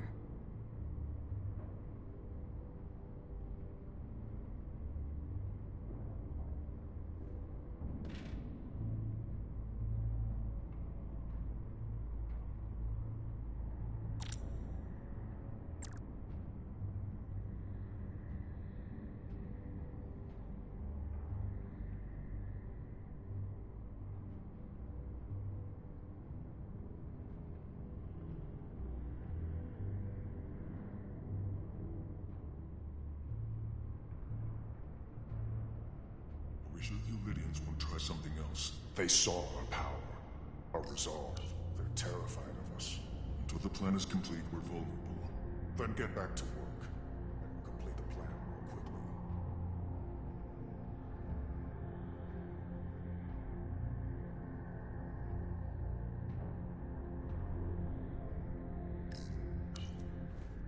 Processing.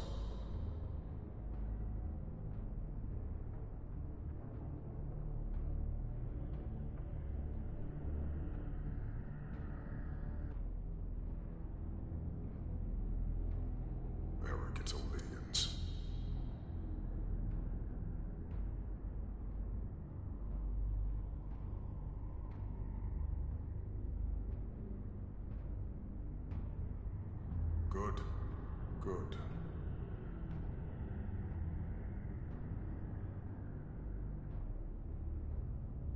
What?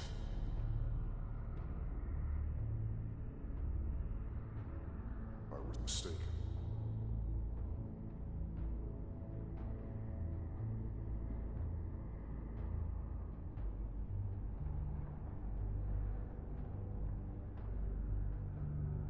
Are you hiding from me?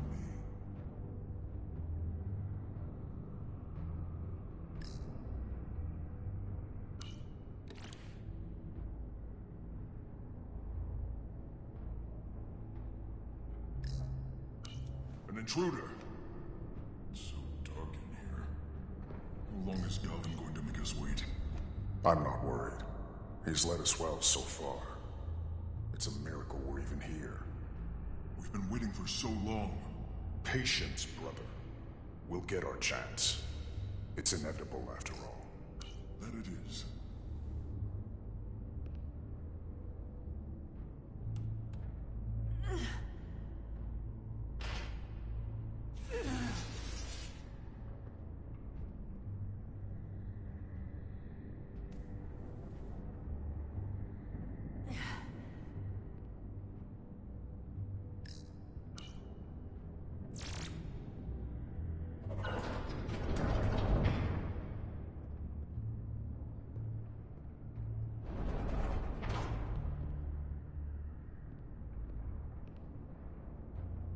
Stay close. Stop! What? Motion sensors. They'll trigger an alarm. We'll be found. Invisible to the naked eye. They could be anywhere. How will we get through?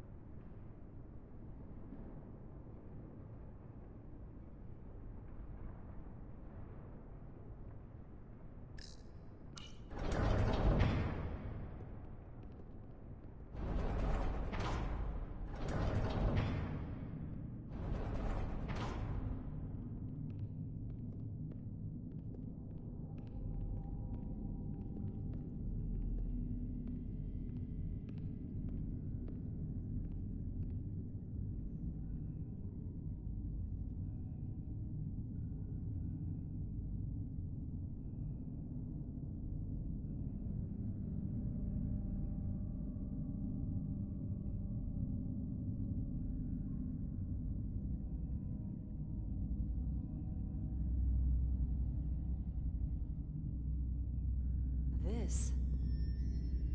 It's where the uprising started.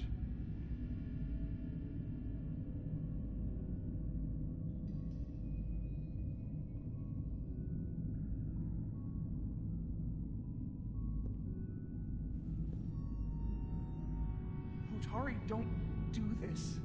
We defend ourselves, but we don't kill on this scale, this level of savagery. There's no such thing as a bloodless rebellion. I don't know if we should keep going. So much death. If you're going to lose your nerve, you could stay behind. I'll finish the mission and save your people by myself. No. No, I told you. We Hotari are stubborn people. We keep going. You go first. Whatever happened here, it made the Elydians abandon the mines. Let's find out what they're so scared of.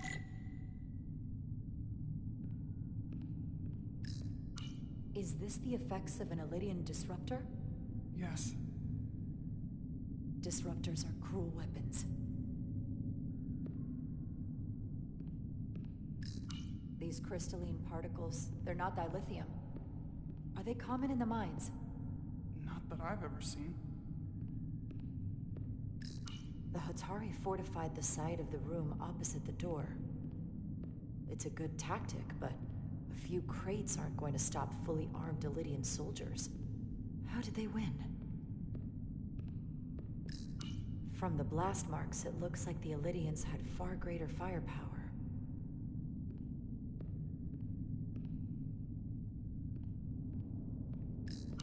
Footprints.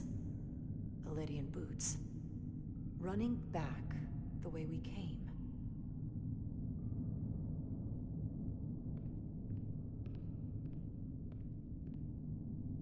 Tylus. What? What kind of weapon did this? This is like nothing I've ever seen or heard of. My people don't have a weapon that does this. What else can you tell me?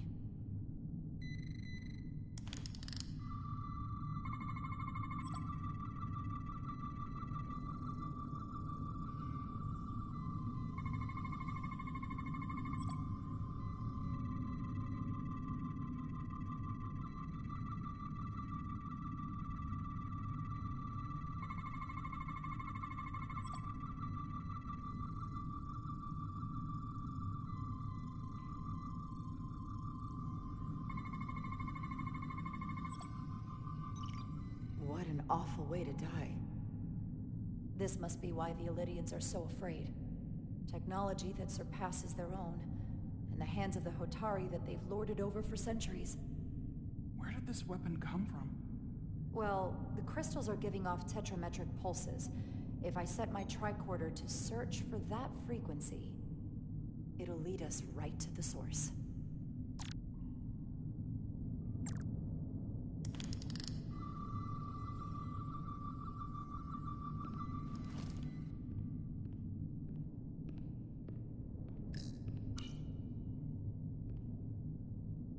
The Elydians shot to kill.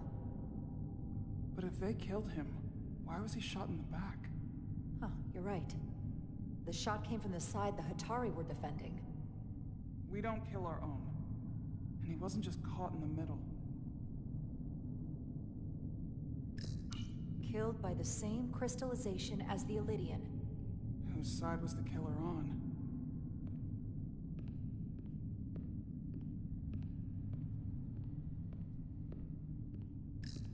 This Elydian tried to run. They didn't let him. This makeshift barrier forced the Elydians to enter from the service corridor, creating a choke point. Quite the advanced tactic for a species that's never waged war.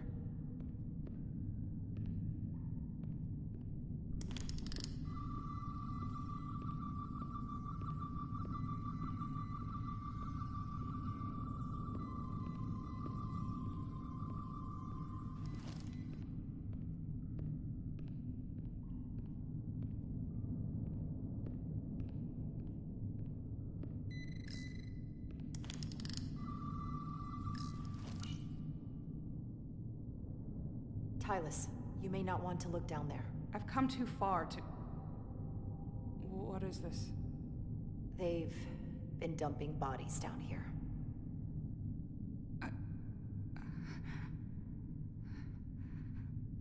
Unforgivable. Galvin and Sidron will be made to answer for this.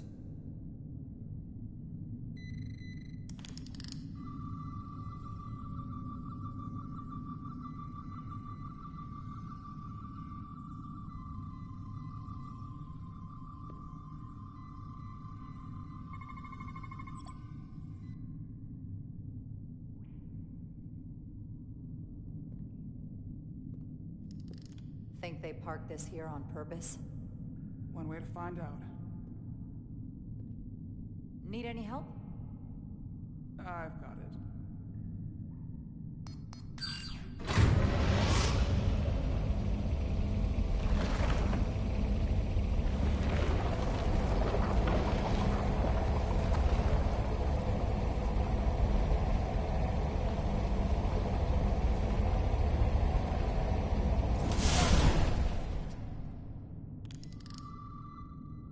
This concentration of tetrametric radiation has never been recorded. Whatever they're hiding, it's right through here.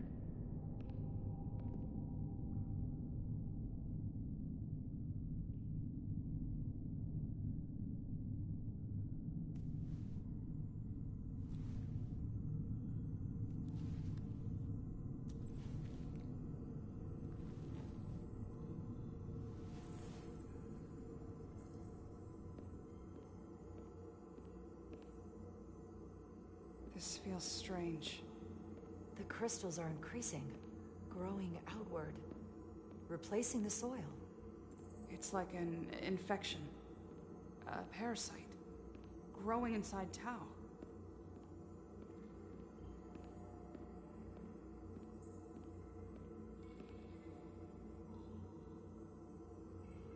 Incredible.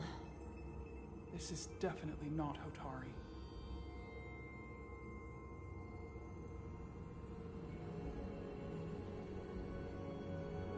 It's the remnants of the Takan Empire.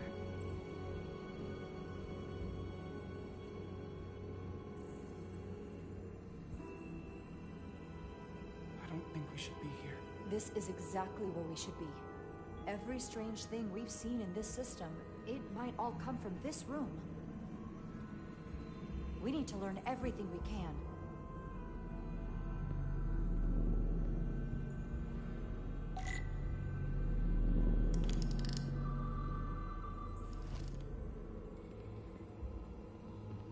Somewhat resembles a transporter pad.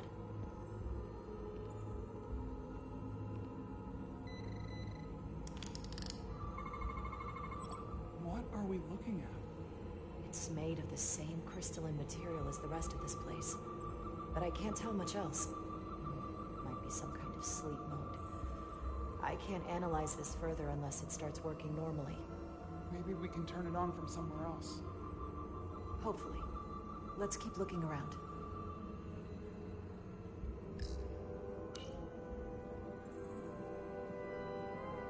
Look familiar?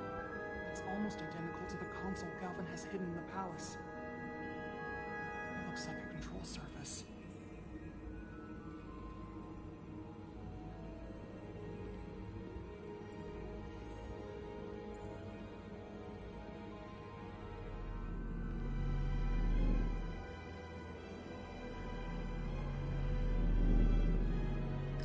Can your device read this? It can roughly translate the words, but we don't have enough Taconian language on record to understand how it's structured.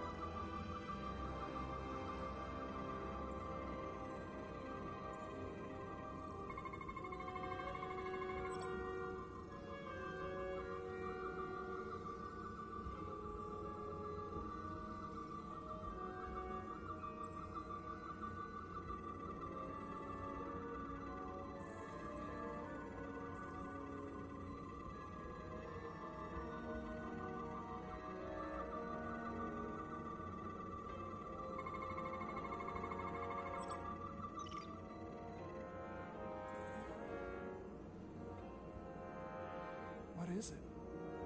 The device's primary function is to transmute lithium into this quantized crystalline compound. Possibly for the creation of weapons. Do you think one of these was used on that Iridian in the tunnels? Such a cruel weapon.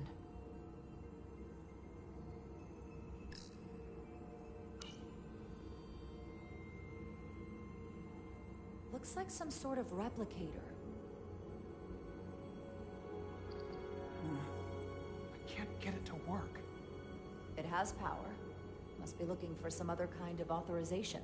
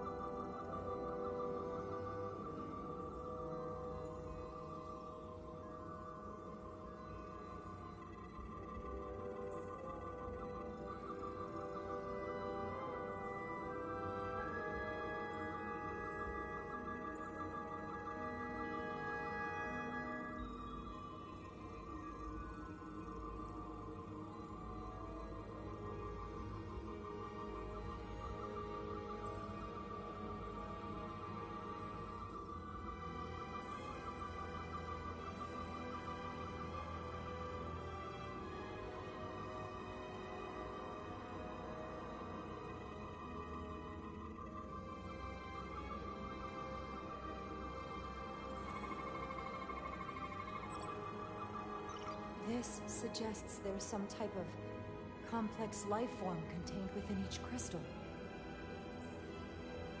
Life form? There's something alive in these tiny crystals? That's what it says, but hard to imagine how that's possible.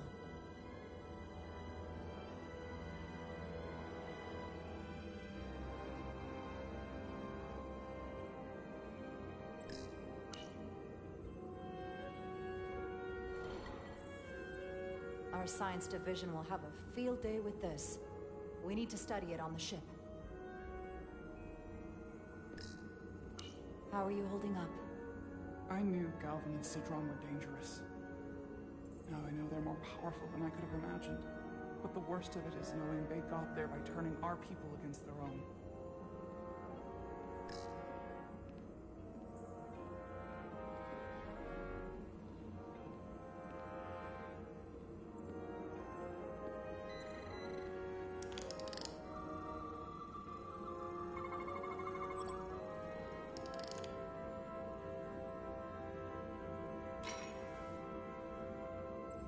Crystallized lithium compound.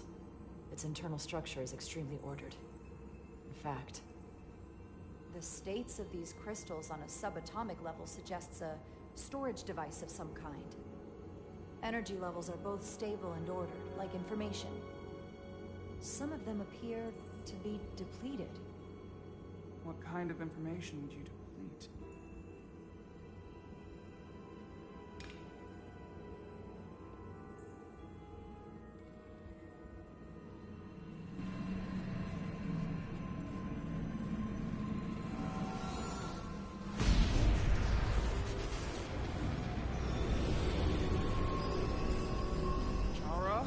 I see it. What's happening? Someone turned it on. There's no one here. Maybe the device I saw in the palace can send a signal? If that's the case, we may not be alone for long. Let's hurry.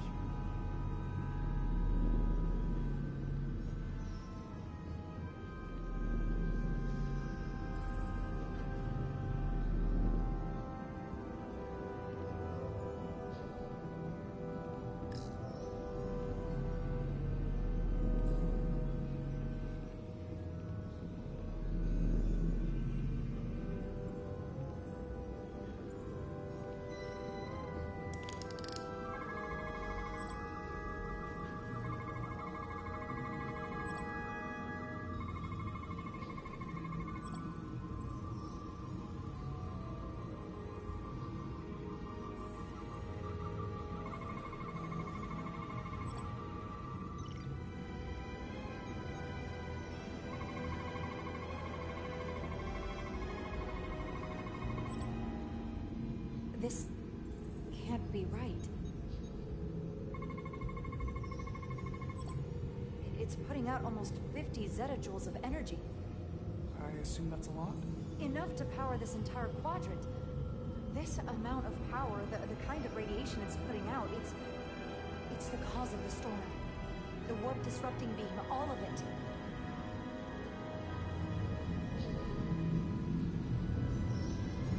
What do we do now? We get back to the Resolute.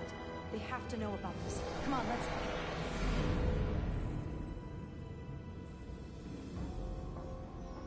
Quickly.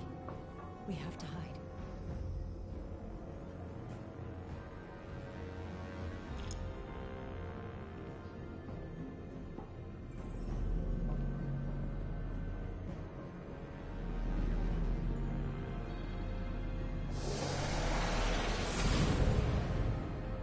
This is outrageous! I demand you let me go! No need to complain.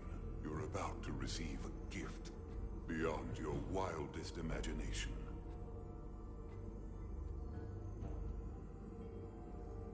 If anything, I consider it an honor.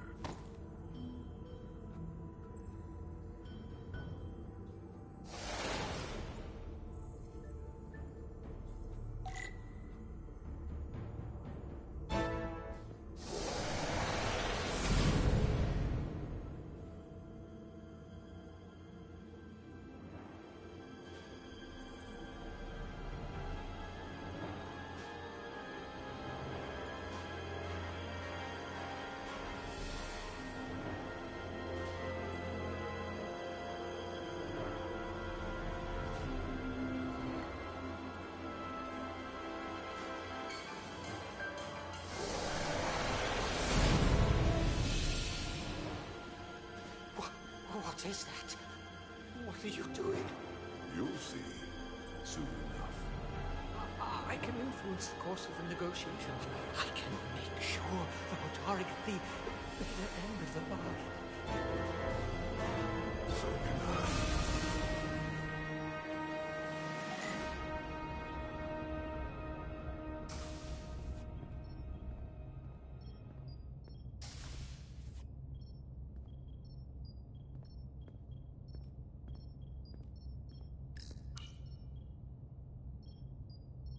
She'll get better. She has to.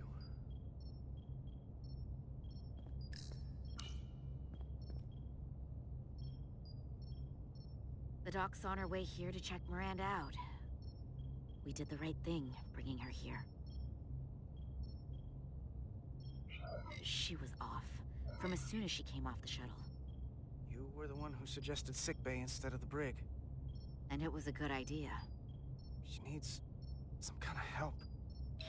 You should talk to her. Keep her spirits up.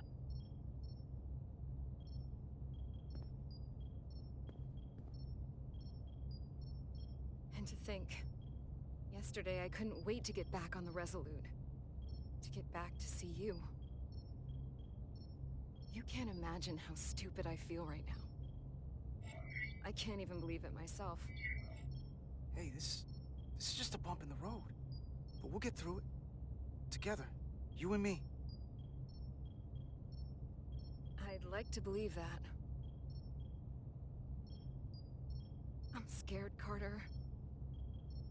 I don't want to find out that there's something really wrong with me. Something they can't fix. Or even explain. Are you sure it's that? And not that you don't want the rest of us to find out what's going on with you? Sounds like you've already made up your mind about me.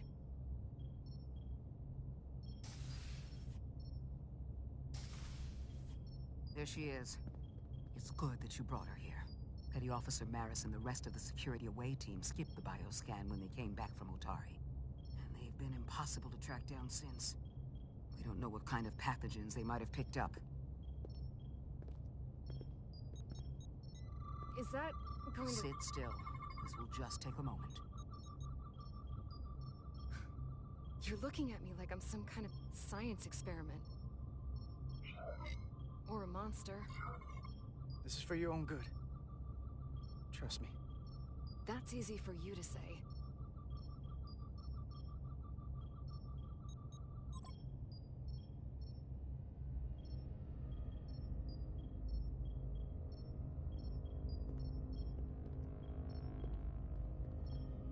What is it? A pathogen? No. That's not Petty Officer Miranda Maris. I don't know who that is, but it's not Miranda. Doc, she's been acting strange, but she talks like Miranda. She knows what Miranda knows. That may be, but the genetic material, the brainwaves I'm getting from her, well, there are enough differences with what's in Miranda's 15501 that I cannot say with certainty this is the petty officer we left Starbase with. I guess you could call the process bioforming. This body is Miranda's, but her DNA is changing into something else. But what's more troubling is there appears to be another mind layered on top of her baseline brain scans. Miranda isn't in control. Someone else is. That explains a lot. How does something like that even happen? Starfleet has encountered similar phenomenon in the past, and there are a number of mechanisms through which these kinds of changes can take place. But we've only scratched the surface on this, and we need to do more research. I want to take some functional readings. Take this and get her talking while it scans her. I'm sure you don't want to speculate, Doc.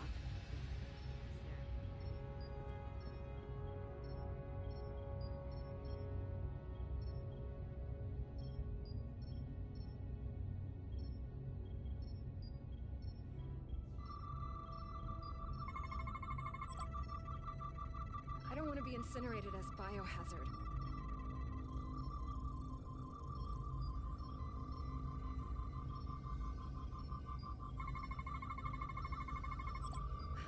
I don't know why I did it. Any of it.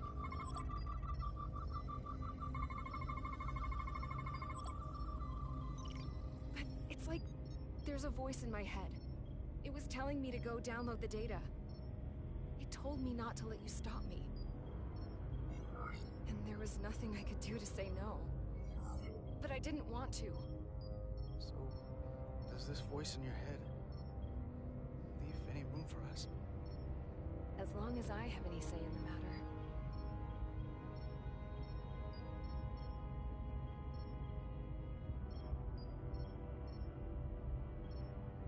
Well, I still can. I just want to say, Carter, I'm sorry.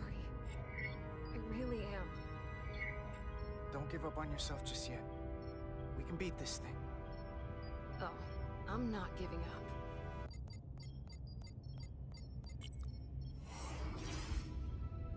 What the? Back off! Computer, erect the force field between biobeds 2 and 3. Computer, lower force field! You do not have authorization. I just want to live. I have a right to exist. Miranda! We can help you! 1 sec. Go! I'm right behind you.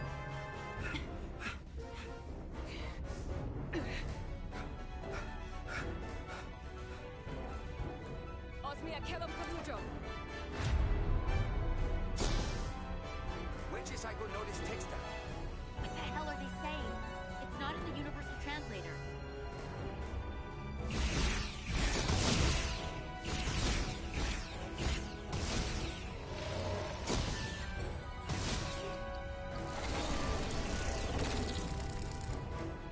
Is that some kind of transporter pad?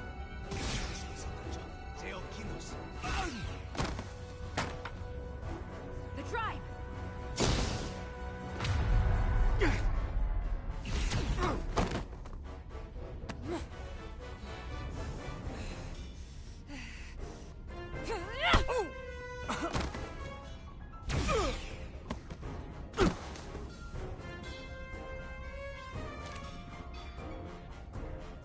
Who the hell are you? We are Scions of the Flame. They can't get away with that. You have to shoot Miranda.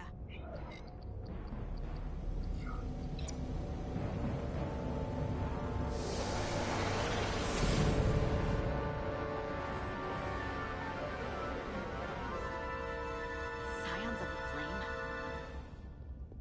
I don't like the sound of that.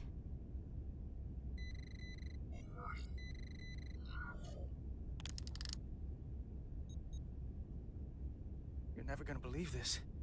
The reason the Universal Translator didn't recognize that language is because it's only ever been read. It's the Takan language.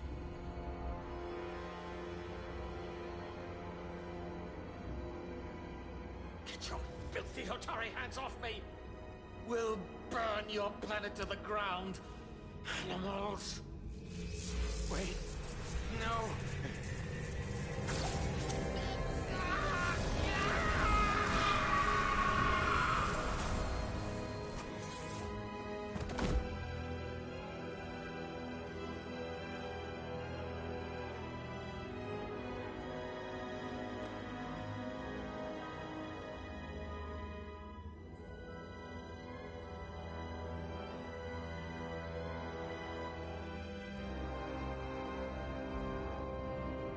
Rise, brother. Rejoin the flame.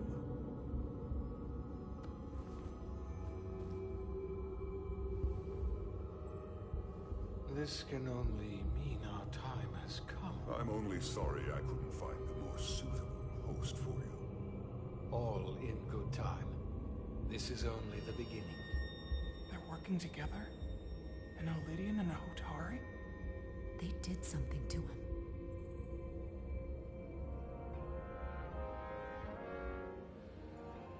Secure the Cartabula. Cartabula? It's the energy source.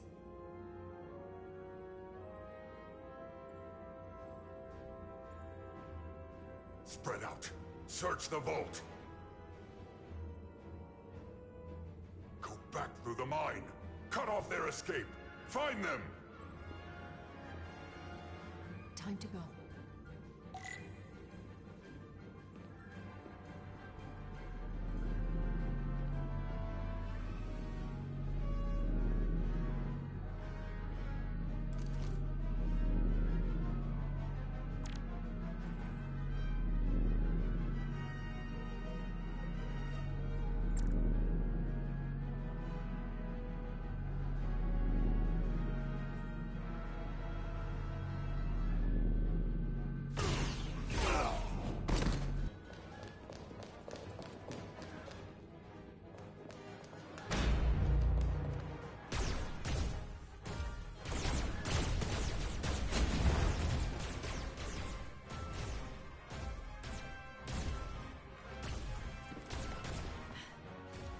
We're trapped. They're blocking the only exit.